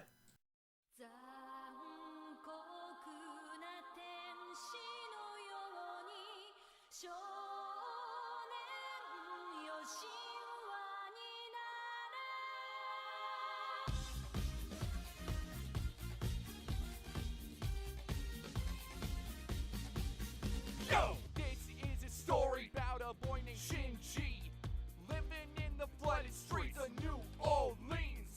Kendo Shinji's father is a scientist, okay? So he built a giant robot for Shinji's birthday. Shinji's friend Rin knows how to bust a cap. When she's not fighting aliens, she's taking a nap. Without Asuka from Germany, everybody would be lost. Her country is responsible for the holographic map. Shinji said, thanks daddy, can I take it for a whirl? And use it to help my friends save the world. Now come on Shinji, let's get this party on. And King Alien, what in your Evangelion? Yo Shinji, get in the robot. Your dad loves you, get in the robot. The cockpit's too small for a grown-up. Kick some butt in your robot. Yo Shinji, get in the robot. Your friends love you, get in the robot. Aliens get scared when you show up. Kick their butt in your robot. Yo Shinji, get in the robot. It's not Eva, it's a robot. Don't eat a rice ball, eat a donut. Get inside that robot. What's going on, guys? We're back. This guy said I should imitate Fred from YouTube for the I had like opening. a backup plan too, so I'm glad you. Okay. Because I mean, I could digitally edit that to sound like him, but that takes effort, and I'm not putting that in for such a How come? weirdly dated joke. Why did he cross your head? I don't know. I actually don't know. That's very strange. I honestly never watched him. Did you? Unironically, ever? I don't remember. Did you watch The Annoying Orange? I don't remember. Wow. Obviously, The Annoying Orange did not leave that much of an impact on your life, I guess. I can firmly say that there's a list of things that were huge in the world that I just actively avoided. Your mind was in the East with all the weeb stuff. Yeah, most of YouTube, like the popular stuff, that was me. I was like, I will not watch this. Like Ray William Johnson. I used to watch that. Like I used to watch the him. plague. Don't like it. So Hey guys. don't let's not. All right though. This is completely unrelated to what we're doing here, which is our foreign exchange, wherein we exchange one thing for the other to play, and we kind of see You how have Western and Eastern Western and influences? Eastern, yeah. Yeah. Well, sometimes they won't always be that though. Maybe sometimes we'll switch it up, but for the most part, it is what it is going to be. Like, you know, what the other person has not experienced, to do a bit of a cultural Or exchange. has experienced. Or has, yeah, it's true. Yes. So just to sort of to see what the other thinks of it. So this time we did two things that have never crossed over before, but have come close if you consider the ties to like Tekken and everything. That's weird. Neon Genesis Evangelion and The Walking Dead's comic Negan arc. Yeah. So I gave him the 26 episodes of And Ava. the movie. And he also watched the movie, which was probably for the best, honestly. And as well, and I read volumes 17 to 21. Yeah. 17 to 21 of The Walking Dead, all packed up together. So, shall we get started? Who goes first? I think I will. Okay. I think I have less to say. Sure. Yeah. So, a few things. One, these are good comics. Yeah. Absolutely. These are really good. But But can I just say I am so used to anime, and if I do read if I read a Western comic, it's usually something like a superhero thing, or it's like Sonic or Mega Man, where the characters are very easy to tell apart. There are times when I'm looking and I'm like, who are you? Well, that's the issue. Like, that's the problem I was worried about. I have to look and I'm like, is that Rick? Yes. Is that Carl? No, there's two eyes. There's even times where I'm like, is that a guy or a girl? There's times where it was a bit, thankfully, with the panels, because you get to, the way you read it usually in the next panel, you're like, oh, okay, no, I know who you are now. Mm-hmm. But sometimes there was occasions where I'm like, oh, this is a little rough. And I did have to mentally compare it to some of the characters I watched in the show to sort of be like, okay, yeah, you resemble this character, so now I can sort of like put it together, right? But let me just say, Negan in the comics, so good. Oh yeah, he's awesome. And I will say, having watched the show and now read the comic, like that is Jeffrey Dean Morgan did a great job acting for him. He looks physically different though. Yeah, he does not resemble Negan. They look like different characters, but at the same time, I think both interpretations of him are entirely valid. They both seem to me like the same, just extremely charismatic person, Every time he's on, I almost cheered for him at the end. At the very last part. We're also doing all spoilers for this and Neon. Evangelion. Eva. Yeah, so when he's just talking to Rick, and Rick's like, buddy, we can rebuild together. We can set up the communities to trade with each other. We can rebuild the world. And he's like, oh my God, that actually might work, right? Yeah. And I don't know if he's lying or not. There's a point of contention there for everyone. I think, and so then Rick is just like, yoink, stabbed you.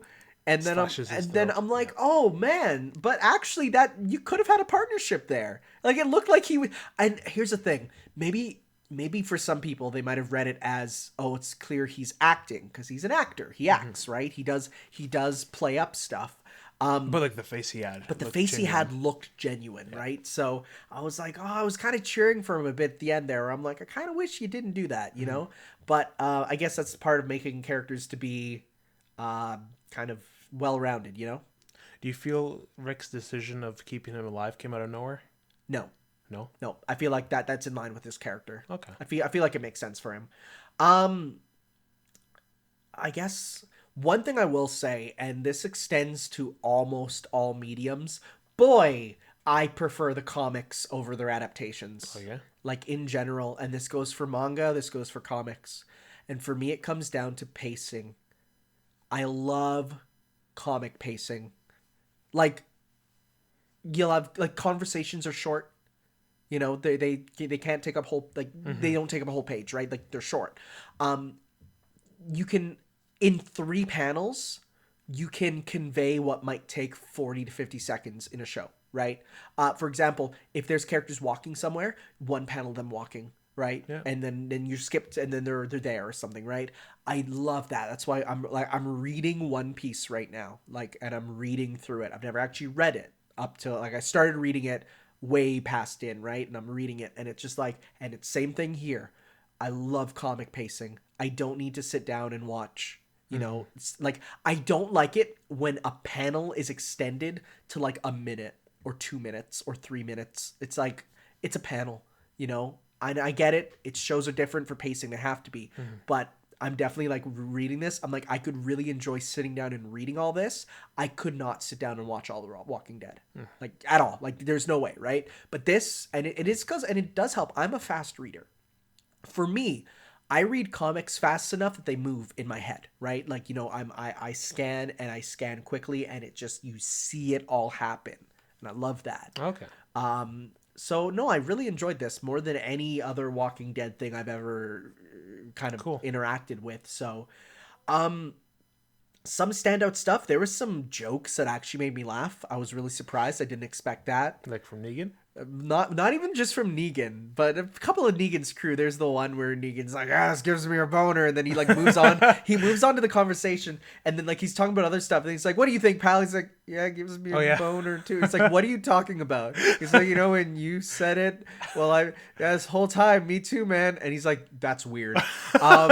There's even like some like panels of just like repeated panels of Negan just like staring there, and you feel the time, and you're like, and there's some good stuff. What there. other jokes? It was mostly Negan. Now I think about it. Because they're pretty serious. Ezekiel's cool. He's still cool. I can't get rid of Kari Payton's voice in my head though. Like other characters, like Ezekiel would. Kari Payton is another perfect choice. Yeah, absolutely like perfect. It's so perfect. If anything, the show does perfectly is that the casting is very well I done. found Carl to be kind of off. In the comics?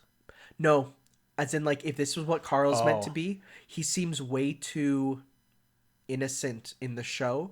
Where here he's already a hardened, ruined person. Like he's already a person who just feels abrasive to the world. Where in the show he still feels like sweet baby babu boy. And it's that is different. There's also the problem of the actor's not that great at acting. Especially around that time, he wasn't really focusing on it. No, for sure, I could see that. But no, it was good. Questions? That's good. What was your like favorite battle, if you remember one? Oh, the grenades. When they're throwing around the grenades and stuff, and Negan learns that he loves grenades. He's like, I love these things. I really like the hilltop battle. Yeah, that was a good one too. Yeah.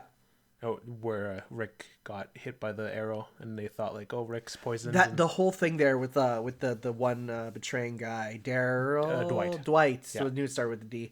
That was good. I really like that because it really raised the tension. And I will say, you spend a lot less time places as you like. For example. In my mind, I couldn't get rid of the thought of like the Savior's. What's the Savior's place called? Sanctuary. Like I was still, because you don't see much of it in like backgrounds and stuff, right? I was mostly thinking about the show version, right? So, and so for me, I don't know. I see the appeal of the show by grounding it more and making things more. You can picture where things are and stuff, and better natural geography. But in terms of the actual plot, I like the pacing in the comic more. So I think it's something that if you view them together, it's a really cool combined experience, you know? So definitely. Yeah.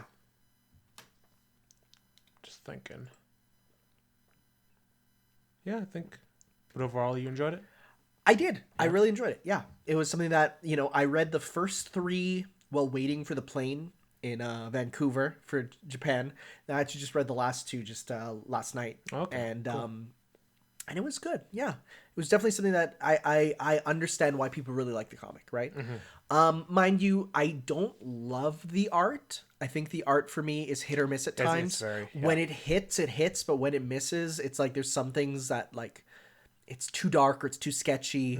There's like no shading. I don't think it's pretty much black. It's black and white, right? Yeah. Like it's not grayscale. It's black and white. It's very like not in your face, but like very solid. Well, it's a lot of contrast, right? So it's all about that. So, it's interesting, and the way they handle that is really interesting. So, yeah, cool. My turn. Your turn. So. That happened. So like when I look back on it, I don't. I did my research afterwards and like looked what other people thought about it and said like, oh, it changed my life or like got me out of my depression, which is like good and all that kind of stuff. But like, I think I'm just at the age that this stuff doesn't have as much impact on me as it did. You think? Remember, a lot of people watched this while they were teens. Yeah. Like right. This aired for a lot of people, like on Toonami, which is like their kind of cartoon anime network, when they were teens. So for a lot of people, that's where like it hit them hard there. One thing is like I relate so much to Shinji, like incredible amount. Oh well, he's made to be relatable for sure. Oh, there's one like the last shots of the TV series, like when they're going through all that like mental stuff, the human instrumentality project. That's where it's like this is uncomfortable to watch. Oh yeah. Like, I had to look away at one point because it was just so like hard in your face. I'm like, I don't want to think about this. But okay, so you talked about last time about Shin Godzilla and the haunting images and all that. There's like the final shot in the TV show where they're all on like the surface of the planet or whatever, and they're all clapping. That's haunting to me. That's like the image that still sticks with me. Yeah, right. For some reason, Right. because it's like I can't explain it. It feels like this is it. That's like the only way I can put it. Yeah. This is it. It's the end. Yeah. Right. Like that's like what, not the end of the show. I mean, like this is all there is. Yeah. That's what. No, when I say the end, I mean that's the end. Yeah. That's the part that like Right. that stuck with me. Yeah. Yeah. The movie though, again, it got to a point where I'm just like, I don't know what the hell's going on anymore, dude. The whole that's the human instrumentality project, right? Going on, like in the physical world. Yep. You don't see it in the TV show, and then you see it happening in the movie. It just got to a point where this is just so ridiculous. Things are just happening, and they're like stabbing themselves, and they're like screaming, and it was exhausting at a point. Yeah, oh yeah. Oh yeah. It's definitely something that was some people say is hard to get through in the last bit. Yeah, I got the message, like the whole like it's like an alternate reality where Shinji didn't accept himself. Yes, that's what it is. Yeah, where the TV ending is pretty much he accepts what happens and he accepts himself, and it's the happier ending. Mm-hmm. But both I saw that both it ends in the same way for both, that they're on that beach. Mm-hmm. But one of them he doesn't choke out Asuka. Yep. Okay. Let's get into characters here. Okay. Shinji, he's Shinji. Mm-hmm. Not really much. All these characters are extremely deep. Oh yeah. Like Some of the deepest you can. Like, complicated as all hell, which I really enjoyed. I love deep like character narratives and all that. But then there's Rei, which is a bit weird. I kind of like didn't fall off, but kind of like got confused at the end. Big Japan loves her obviously because she's like the broken girl. Mm-hmm. Yeah, she's interesting. She's very stoic. Yes, that's the word. Yeah. Then there's Asuka. She's just batshit insane. Some people like that. We all know Misato, best girl. Yeah, I'd say so. She got really weird at the end there. She did, yeah. But that goes into like her character of, well, that's the only way she knows how to like comfort people, and you know, yeah. Even if he is a child, you are sick. But okay, well. What's his name?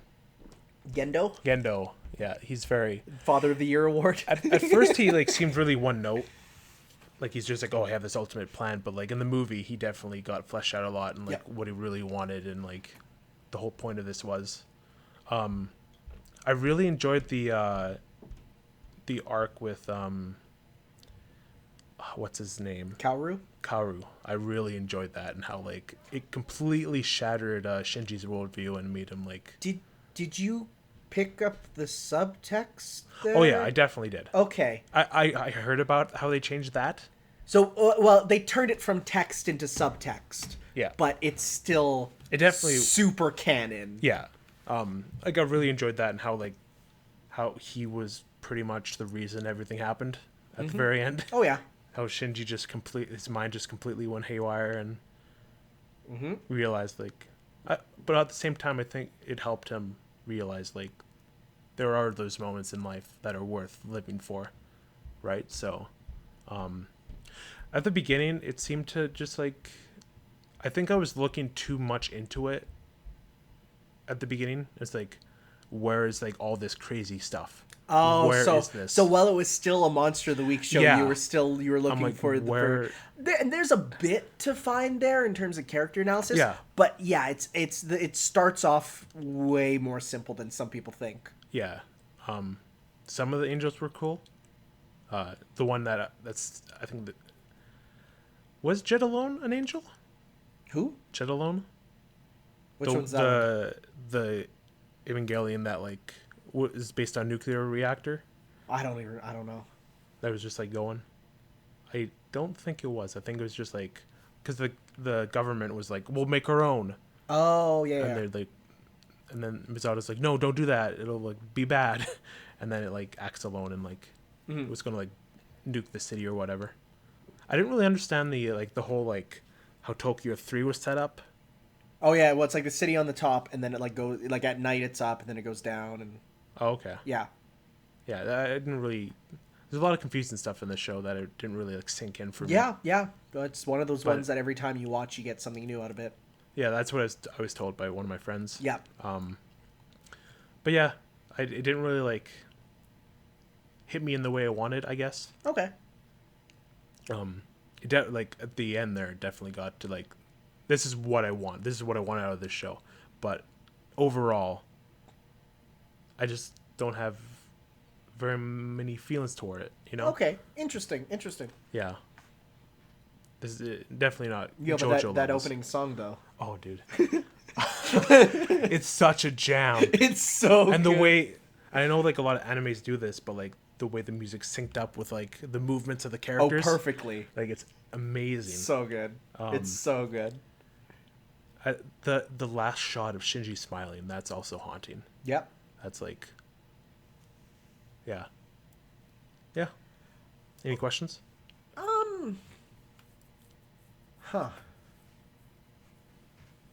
Not particular. There's a lot of Christian imagery, like you said. Oh yeah, and Everywhere. every single bit. And it kept increasing. It kept increasing, and then but then it's super revealed. It's like no, there's no religious allegory. It's just because we think it looks super cool. And well, even like the lance of Longinus. Do you know what that is? No. That's the spear that pierced Jesus' side when he was on the cross. Oh. Right, like come Okay, on, yeah. come on. The whole thing with like the end of the world, and that song, that definitely was like. It was kind of scary. Oh, I'd say so. Yeah. But with that song playing, Yeah. it makes it more scary, which is ironic, because it's a happy song. Yeah. Well, it's juxtaposition, right? Yeah, It's juxtaposition can always make stuff scarier. Yeah, but that whole thing was like, just how you turn into goo. Yeah. Kind of just explode like a bubble. Yeah, it's like that's a. Would that hurt? Or would you just? What happens to you? I don't really want to think about it. Like in terms of all the ways the world ends, that one's up there with the worst for me. Yeah. Like honestly, You think yeah, so? yeah. Anything involving singularities, I don't like. But wouldn't that be like satisfying? What? No,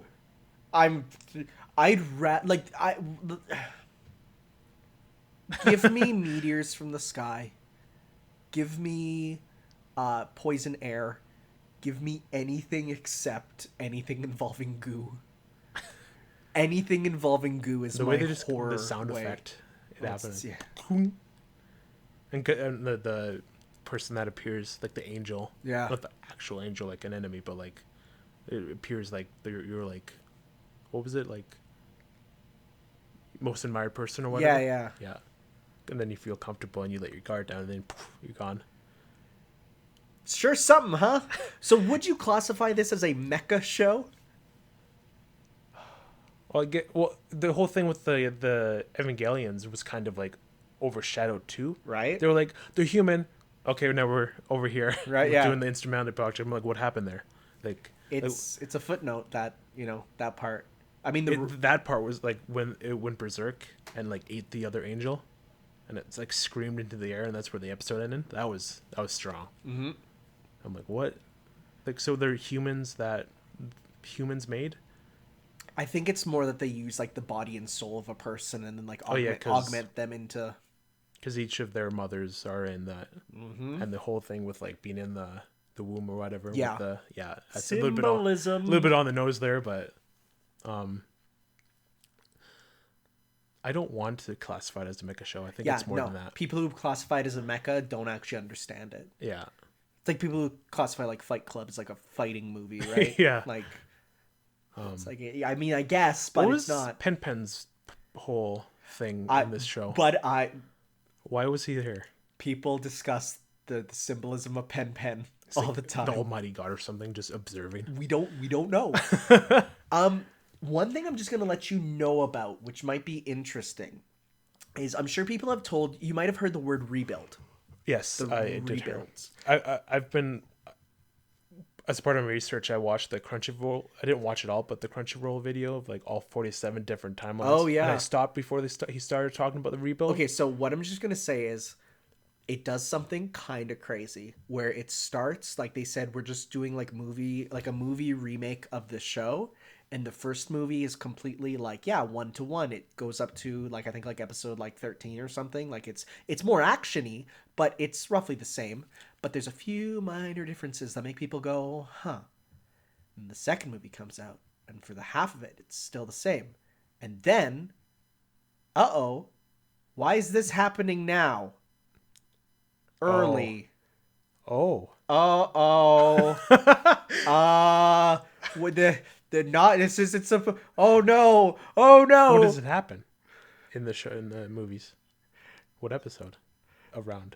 Like I don't know the exact number, but like way too early. And then there's more. So interesting. So it's and the fourth movie isn't even out yet. The fourth movie's been in development for like 10 years. years. Why? Depression. Oh, that's fair. Anno and depression don't go well together. So yeah, that's a really interesting thing where people think that the movies are a sequel to the original series, not a remake. So that's all I'm going to say. It's an interesting thing. So if you're it's an interesting thing to look at when you're talking about like adaptations. Where would I and watch stuff. them? I don't know. I think they might be on. I think some of them are. I don't think they're on Netflix because they're not. No, they're not on Netflix. And they're using the old dubs too, which are still good dubs, but they're different actors. But they're mostly the same sounding, so it's pretty good. But yeah, it's just an interesting thing that exists. So I don't know. It might be on Funimation or not Crunchyroll, but there's one thing that happened in End of Evangelion that with Asuka that confused me because like at the beginning she was in the hospital bed, right? yes. And then she was in the bathtub. And then now she's fighting the angel Evangelions. So like what happened with her? I'm actually not sure. It actually genuinely confused me. I'm like, how is she okay now? Because she was like depressed in that bathtub. Well, also, did you understand what Shinji did while she was in the hospital? She like shook her. But did you know what he did to her? Oh no, did he? Well, remember when he looked at his hand and there was goop on it? Oh no. So in the original dub, and this is a line that people were really sad was cut up because it was a line that's so perfect, but like at the same time it was made by the dub. The new version is what he actually says in Japanese, but he just says, "I'm so fucked up." Oh man. Because he literally over her comatose body. Yeah. Jeez. So that's why the end line, when like the last thing that's said, she just says disgusting. Because imagine being stuck on Earth and the last person with you is the one who decided to touch himself over your comatose body. How did she know about that though? Well, comatose doesn't actually mean like you're totally out of it. Oh, okay. Right? So like she obviously knew somehow. It's messed up, right? Huh. So because you didn't bring it up, and that's a pretty like a pretty huge scene because they made it a bit more ambiguous in the new dub there, where in the old one they add noises and then his line.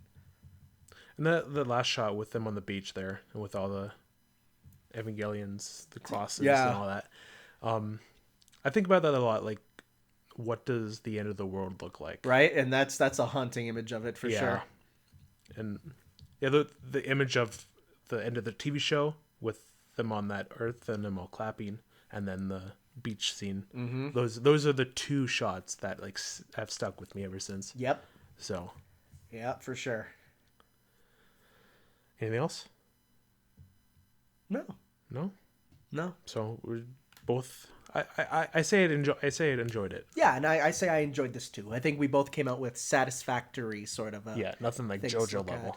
Yeah, there's like JoJo level, and then there's Hotline Miami level. Yeah, right. So on the grand scale of things, I'd say this is closer to JoJo, but definitely not at that level. Yeah, midway, I think. Yeah. I'd say like if JoJo's a 10 and Hotline's a 0, I'd say for me it was about a 6.5 or a 7. That's it. So for me too. Yeah. Yeah. All right. So what's next? What is next? So I'm going to not smack the microphone like you did. People are wondering what that giant noise was. I'm breaking a bit of a rule. This one is not as east as the others are. It's still How do you find east. a Western game? Well, it's not 100% Western, but it's not 100% Eastern. But it is ships worldwide. It's not ships to the west or the east. So I'm gonna have to lend you for this a console. A console. A console. Oh, is it like a lot of chords? No, it's a modern console. Just like a regular plug in and play sort of modern console. It's plug and play? Well, it's as plug in and play as a modern console is. Okay. Okay. So I'll give you some hints. He's a character that it involves a character you were very excited for. Not anymore? I mean, you still are. Okay. Is it something Persona related? No. No? Okay. It involves Nintendo, but is not on a Nintendo system. Is he in Smash? He will be. Oh, Dragon Quest. No. Banjo. Banjo! Oh, you're going to give me Banjo. So I'm going to lend you my Xbox One. Okay. And I will let you play Banjo-Kazooie. Cool. I've been wanting to play it. So this is the best version to play. It's the rare replay version. Okay. So I'm going to let you know now, they made it way easier by making it so that in the original, like the 100 coin star, they made it so there's like 100 notes in every level. If you died, you'd have to get them all again. Okay. So they made it now. It saves your progress. Cool. Much easier. So I'm gonna let you take home that and give that a try. As for where I want you to get to, I'm definitely gonna say at least the first 3 worlds 100%. Okay. Okay, well, not 100%, but if there's ones you can't do, it's fine. You can go past them. But I want you to try to 100% the first 3 worlds. At least. Okay. Cool. And the game makes it, when you 100%ed it, right? Like, it's very obvious, so. Okay. So mine, you've played before. Okay. It's been a while since you played it. Okay. Very long time. Very long time. Like a podcast game or before? Before. Okay. Pre-era. I'm trying to think what hints to give you. I don't want to give it away, but Assassin's Creed? nope. Okay. I like this game. What system? PS4. PS4. Okay. Yeah. So it's newish. It's newish, yeah. What? Ask me some questions because I feel like I give it away if I talked. Does it involve guns? Yes. Okay.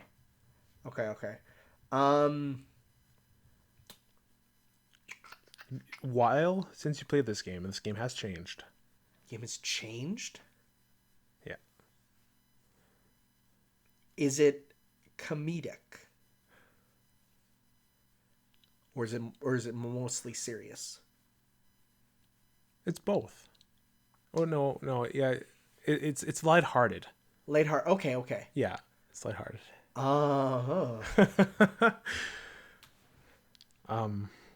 Yep. I'm gonna want you to stream it. Oh yeah, of course I do that for all mine. Because I want you to see. I want you to experience it. Is it multiplayer? Yes. Okay.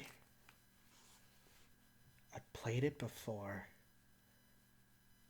On PS4, I played it. Yeah. Okay. Yeah, you did. What multiplayer games have I played on PS4? I almost never play multiplayer. It's not Overwatch, is it? It is. Oh, you don't have to give it to me. I have it. Exactly. Okay. That's why I went over there. Okay. So I want you to play it. Okay. It's changed a lot. Okay. And all the stuff you've been talking garbage about it, I want you to actually experience it now. Okay. Because there's like a lot of more new heroes you haven't touched. Okay. Okay. So there's stuff there for you. Okay. Okay. Okay. If I disappointed you, I'm sorry. No, it's fine. You have this look of...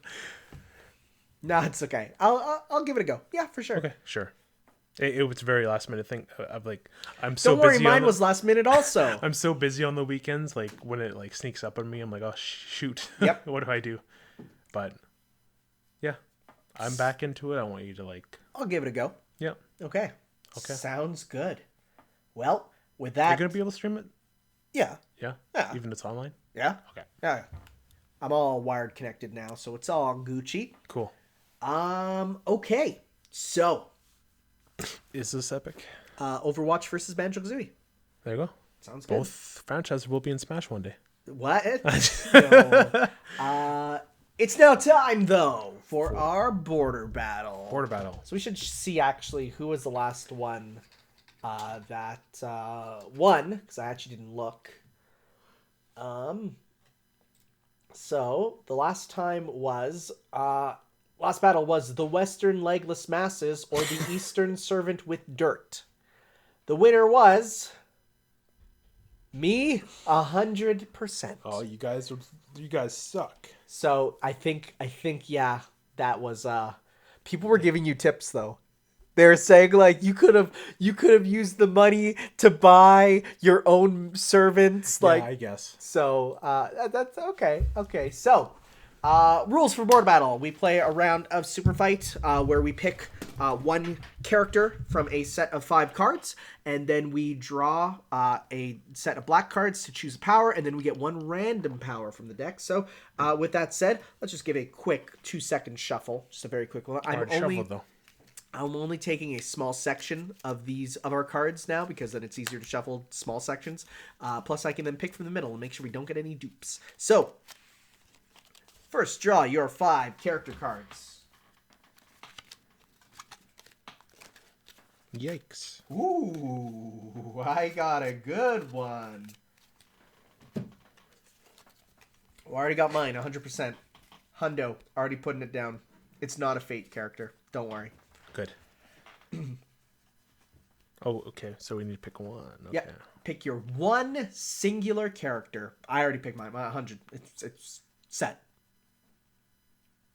I could pick that one because I know that character's powerful, but I don't know much about it, so I wouldn't be able to utilize it too much. Okay.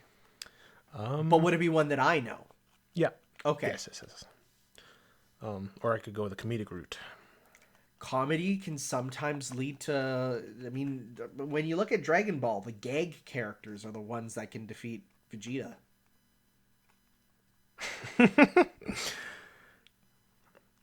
Or I could go that route and be like more sneaky.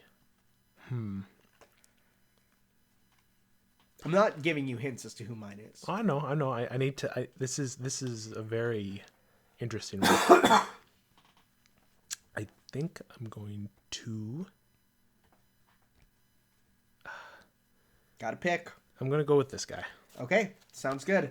All right, now we will draw our 5 power cards to let us decide what our power for our character is. I have 5 here. Please draw your 5. Ooh.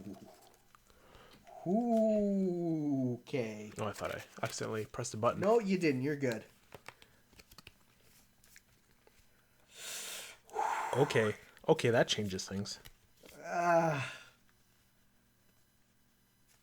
Okay, so I'm going to get rid of that one.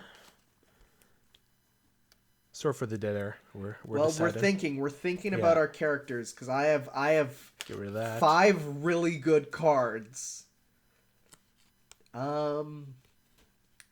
See, there's one I want to do, but I feel almost unfair because you have a total lack of knowledge as to how it works. Yeah.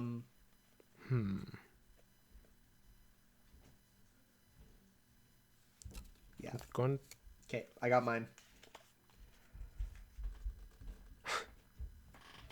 Put the discards over there.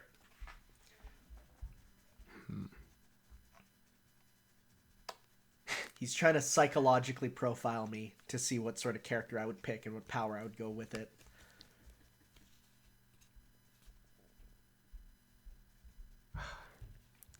I'm going to go full comedic route here. Okay. Yeah. Full comedy route? Yeah. A gag character. Powerful. Discard. We want to like reveal them after, right? Okay. So. And then we each draw one as our twist card.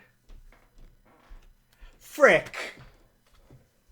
Oh no! Yes! No! Well, awesome. I can thankfully negate this, maybe. All right. So, my character is Guts. Oh no! And he's driving the Mach 5 from Speed Racer. Okay. But he's locked in a shark cage. But I can get out of there. Maybe. We'll see. Okay, so I'm Homer Simpson. Okay. Armed with a kitten cannon. Okay. And he also has super strength. Oh no! Well, the good news is I'm in the cage. And the cage, you can't get me out of there. So again, what are the rules for defeat? Rules for defeat are kill, incapacitate, bind, or aren't you already make binded? them refuse to fight. Well, no, but do I not win automatically? No, because okay, Guts is in a cage, and he has a car in the cage. He knows how to drive because. But how does he get around if he's stuck in the cage? So, but here's the thing. You're literally immobile. So, but here's the thing. Here's the thing, though. Okay, he gets out of the car. Boop. He steps out, and what does he do? Wait, no, the cage is around the car, so he can't get out of the cage. Okay, it's just around the car, so he can't move. No problem. What he does is he steps on the seat. Oh, there's no way to swing Dragon Slayer in there either. Nope. Okay, here's what he does. He takes, from his trusty pouch, he takes out an explosive, which he has. And he uses that, he puts it into his cannon arm, and he fires at the cage. Now, his cannon arm can blow people apart. That's pretty strong. Stronger than your average steel cage. Well, let me stop you there. I'm shooting kittens in there. Is Guts gonna kill kittens? Buddy, if you've seen the Lost Children arc where he slaughters kids, so he's fine. Okay, they're feral kittens, and they're attacking you. And I keep shooting them into the cage. Okay, once again, crossbow on his hand. He's shooting the crossbow at the kittens. Meanwhile, he's getting ready the bombs to blow apart the cage to get out. Okay? Okay. So he's blowing it up. And then enough for his car to turn on, which he knows how to drive because he's a smart lad. And then he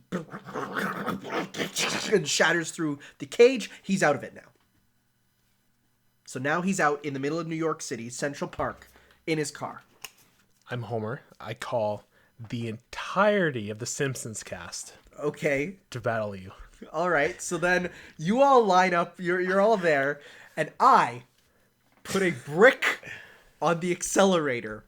I stand on the hood of my car and I just hold out Dragon Slayer. And I drive.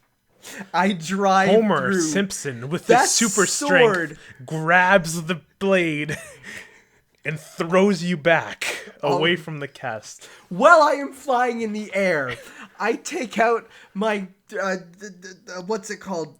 Crossbow on my arm. And I'm just firing bolts at you. I'm spinning it. It's automatic. Firing bolts from my crossbow arm. In the enormous cast of The Simpsons, we're talking the entire cast, Homer is just dodging. Luckily, because he's stupid. But he gets to you. Okay. And he asks you if you want a donut. Guts is caught off guard because like, what the hell is a donut? And then Homer, Diavolo style, stabs you through the chest with his hand, and you're dead. Takes a lot more than that to fight a wanderer like me off. Okay, so you get me, and I'm hurting, you're right? hurting. And it's to a point where I need to bring out the big guns. Did I mention that this is like near, like middle of the road, like Guts? Like this is not beginning. This is not the movie. This is past it. Well, Berserker armor engages. Now he is Berserker Guts. You know Artorias from Dark Souls? Imagine that. So now I'm just feral flipping running around, slashing at stuff, and I can't feel pain anymore. As this is happening,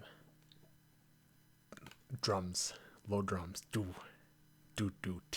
Giant TVs appear. 2 giant TVs. Picture Avengers Endgame. Peter Griffin walks out of one of the TVs. I was gonna call bullcrap, but then I remembered there was a crossover episode. He's in universe. And then the dad from American Dad walks out. Oh, they never met though. Cartoon universe. Anything can happen.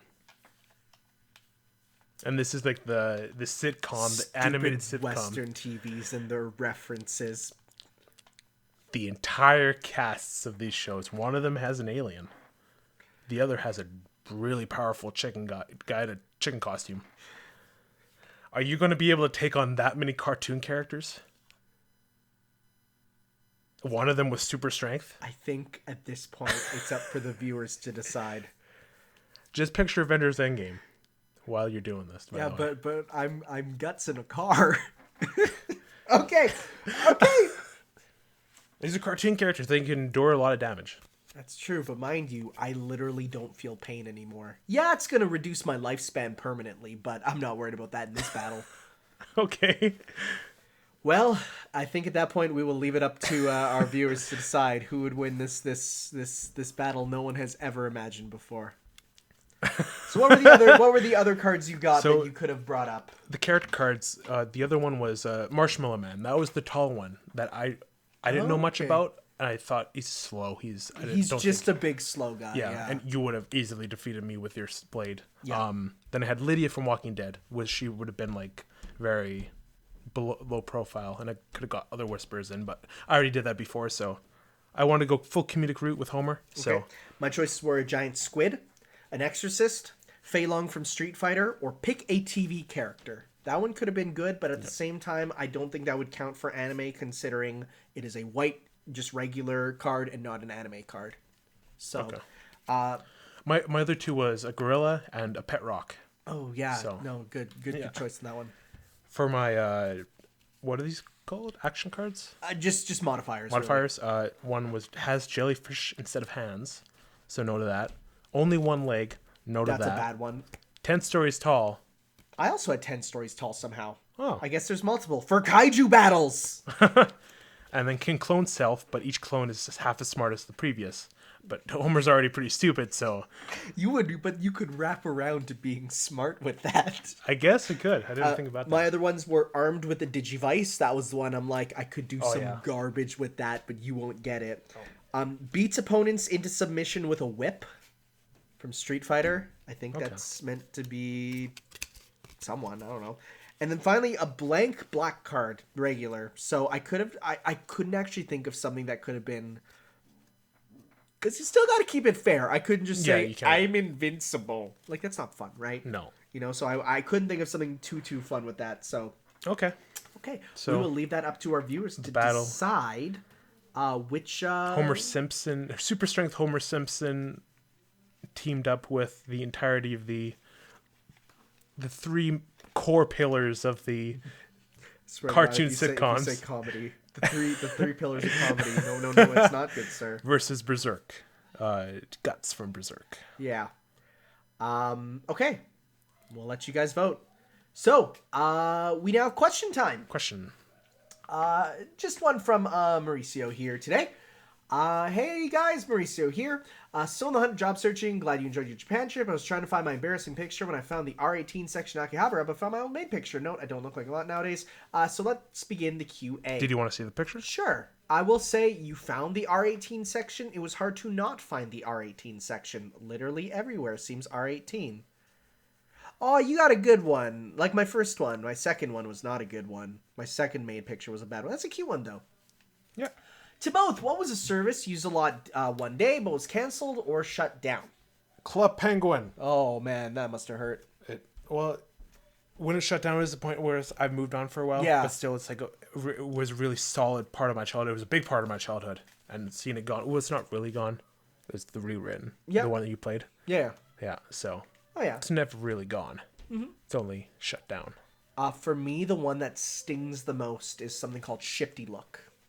Shifty Look was a Namco-made comic service where they made original comics and TV shows based off a lot of their games.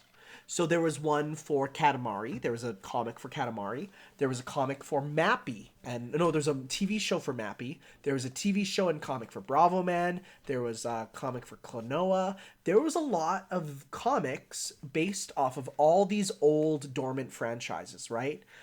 And they were actually so good. They were funny. They were witty. They even started to make games based off of them. They were really, really good. And they were breathing life into franchises that have not had a game in forever, right? Mm-hmm. So it was one that even got so big they made a dating sim where you dated all the characters and stuff. And like it was like really, really funny and really fun and really creative.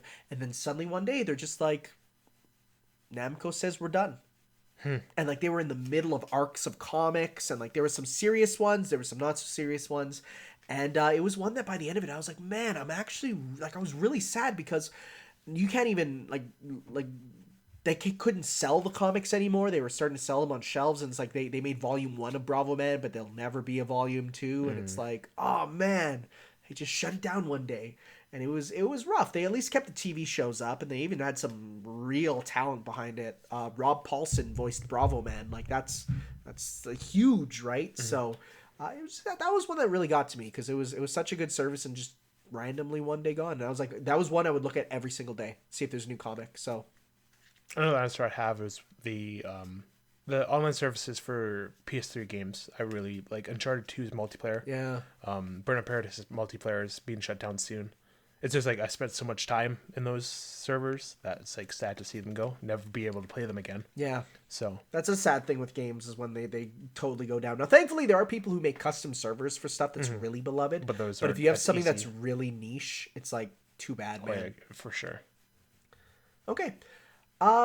P.S. Tanner, did you look at my paste link about your Fate LP? I did not, mostly because I'm trying to avoid spoilers. I'm just going kind of in blind to see how it is myself. But thank you for that, though. Maybe I'll look at it after, just if I missed anything. Number 2, Adrian. Since you haven't read part 6 to 8 like me and Tanner, I wanted you to try this. For part 5, we got to see a new type of automatic stands and the introduction to stand armor where the user wears them like a suit. So make a prediction. What kind of new stand concept do you think could be introduced in future parts? Oh. What's like a new type of stand entire concept?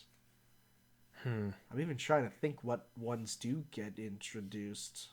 There's definitely a couple, but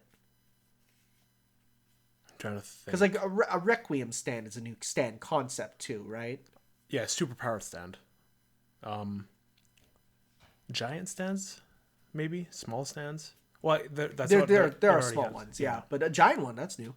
Yeah. Like a kaiju size stand. Yeah, that'd be kind of cool. Yeah. I don't know what purpose that'd serve, though, but because it's the power of the stand that does the damage and not the stand itself, right? Well, no, because like punch ghosts. Oh, yeah. Yeah, I guess. Yeah. Right. There's some that just punch things good. That's fair. There's almost all of it has been covered.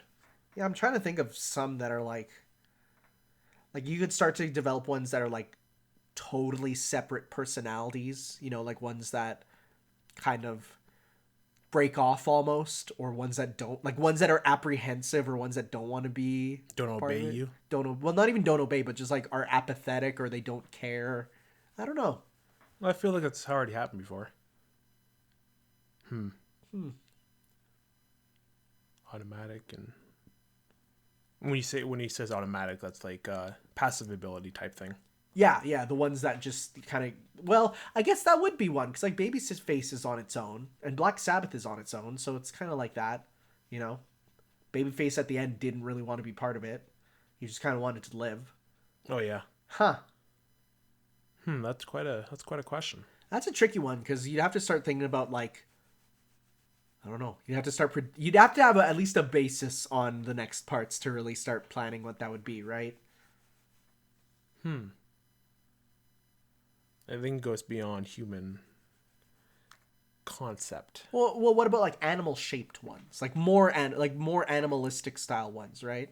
For the most part, they're Patronuses or something. Well, yeah, for the most part, they all pretty much pick out to be fairly humanoid looking, like aside from a couple. But even the ones that are like not really humanoid are like still humanish, you know? I don't think there's a quadruped stand, is there? Yeah, there is, isn't there? One with 4 legs? Iggy. Well, Iggy's has 2 legs and 2 wheels. Oh, I guess, eh? Yeah. So, like, more of an animalistic one. Yeah, right? There's some ideas there. Or beetles. Beetle stands would be cool. Bug stands. Bug stands. That'd be cool. Wasn't there a bug stand already? Oh, the fly. The fly. Yeah. Or sorry, Tower of Grey. Tower of Grey. The one that was called Superfly was a gray tower. And the one that was called Tower of Grey was a Superfly. Great. Yeah, Araki's covered a lot of it. Yeah, he has. What are like inanimate object stands? There's been more than a few. I mean, Mariah's is just a wall outlet. And then the book stand, yeah, I guess. The book, yeah. Oh, and yeah. the ship. the ship. There's so few stand rules that like you could just do whatever with already, right? I think. Yeah, I do not have an answer for you, man. Yeah. Oh well. All right. Maybe if we think of one in the future, we'll put them in. P.S. Let's not forget all the many meme faces that King Crimson has provided us. Yeah, I mean he was already a meme barrel to begin with, but now he has a lot more. So yeah, thank you, Mauricio, for the questions. And with that, we are done the podcast up to the spoiler section where we will be talking about Persona Q2. So if you care enough to not want to give it a listen, then we will say goodbye to you here. I'm Tanner. You can find me on Twitter at TannerLPer or on YouTube at Tanner of the North, all one word. You can find me, Adrian, at H1000 on Twitter. Yeah, so if you're... Go ahead. So next time we will be doing Overwatch and Banjo-Kazooie. Yes. So if you don't want to hear about Persona Q2, we will say to you adieu. Thanks for listening. And obviously, considering you have not stopped it, it seems like you either don't care or you want to hear your thoughts on Persona Q2. So with that said, take it away. So there's 4 movies. The end of there's 5 movies, but at the end of the 4th one, it's revealed that the lady, I know who you're talking about. Yeah, her. The movie lady. The movie lady. I'm trying to remember her name. She's like, oh, she's revealed she's the bad guy the whole time. I'm like, oh wow, what a surprise! Yeah, that's a twist. She has nothing to do with the plot until the very end. What? Then she becomes Enlil, which is like, she's trying to like, humans want nothing but just to be like, they want everything done for themselves, and like they just don't want to think. That kind of thing, and they're all everyone's trapped in their own movie theater. Okay. And her Hickory is like one of billions and all that kind of stuff. And the final dungeon is like outside the theater where all the other theaters are. That's neat. Yeah, and then the end game was like you have to fight all the 4 bosses again from the previous movies, but then they're not like fully powered. They're like kind of like they just have their attacks. Yeah, that's it. Not like the super convoluted bosses. Some of the bosses in Q2 were like, the 3rd one was just a pain. Beat knows what I'm talking about, but then it gets to the final one where she turns into her like final form, and that's the one that took forever. Her powers were like she didn't fast. Yeah, it was Killer Queen's power. Oh. She like rewound time. Oh, so she's Beautiful Joe. Pretty much. Movie based, fast forward, slow down, pause. Pretty much. Okay. And like she had like she was like charging up one of those attacks, but when it hit me, it's like, oh, it didn't do that much damage, and I was like level maybe like 80, around there. That's pretty high. Usually people say that they're, I think, less than that. But it didn't do as much damage as I thought. I was like expecting like Persona 4 final boss. Yeah, right. With the meteors. Oh man. But it wasn't too hard of a boss. But at the end, everyone's saying their goodbyes.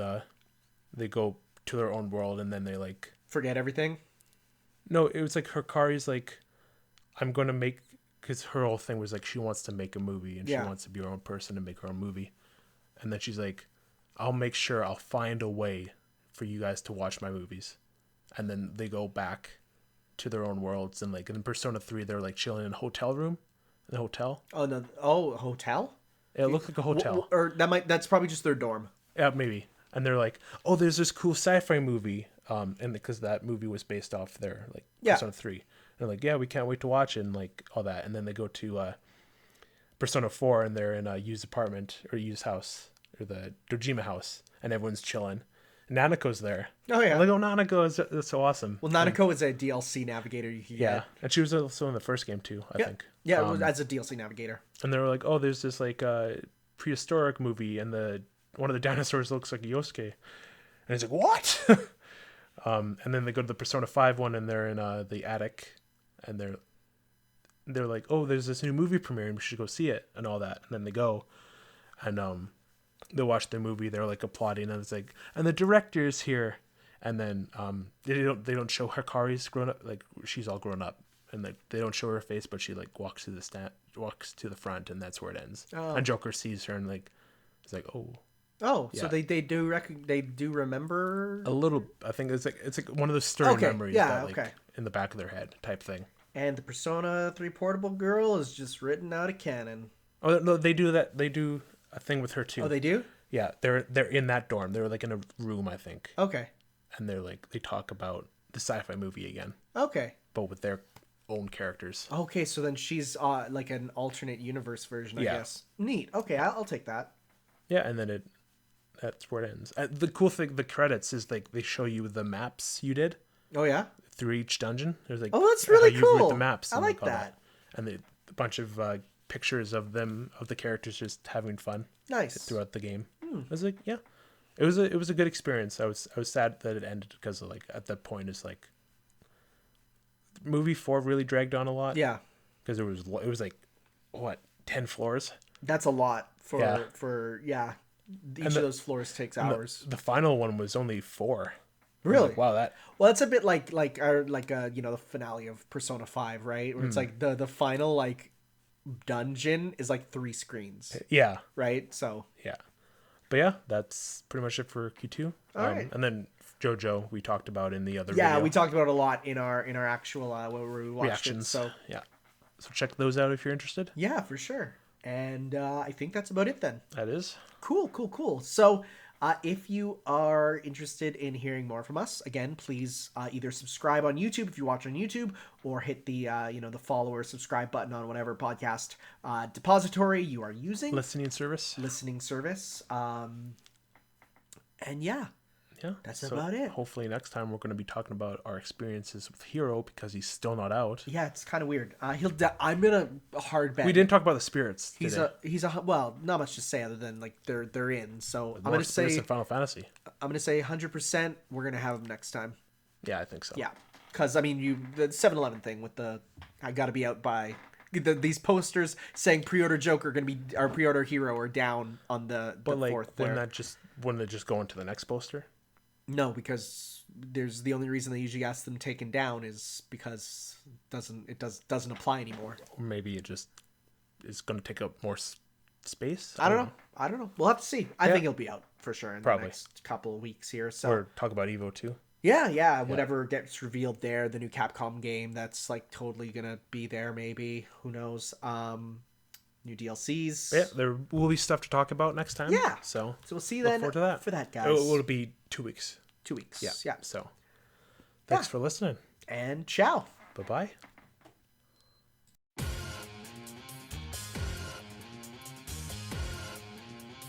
Peace.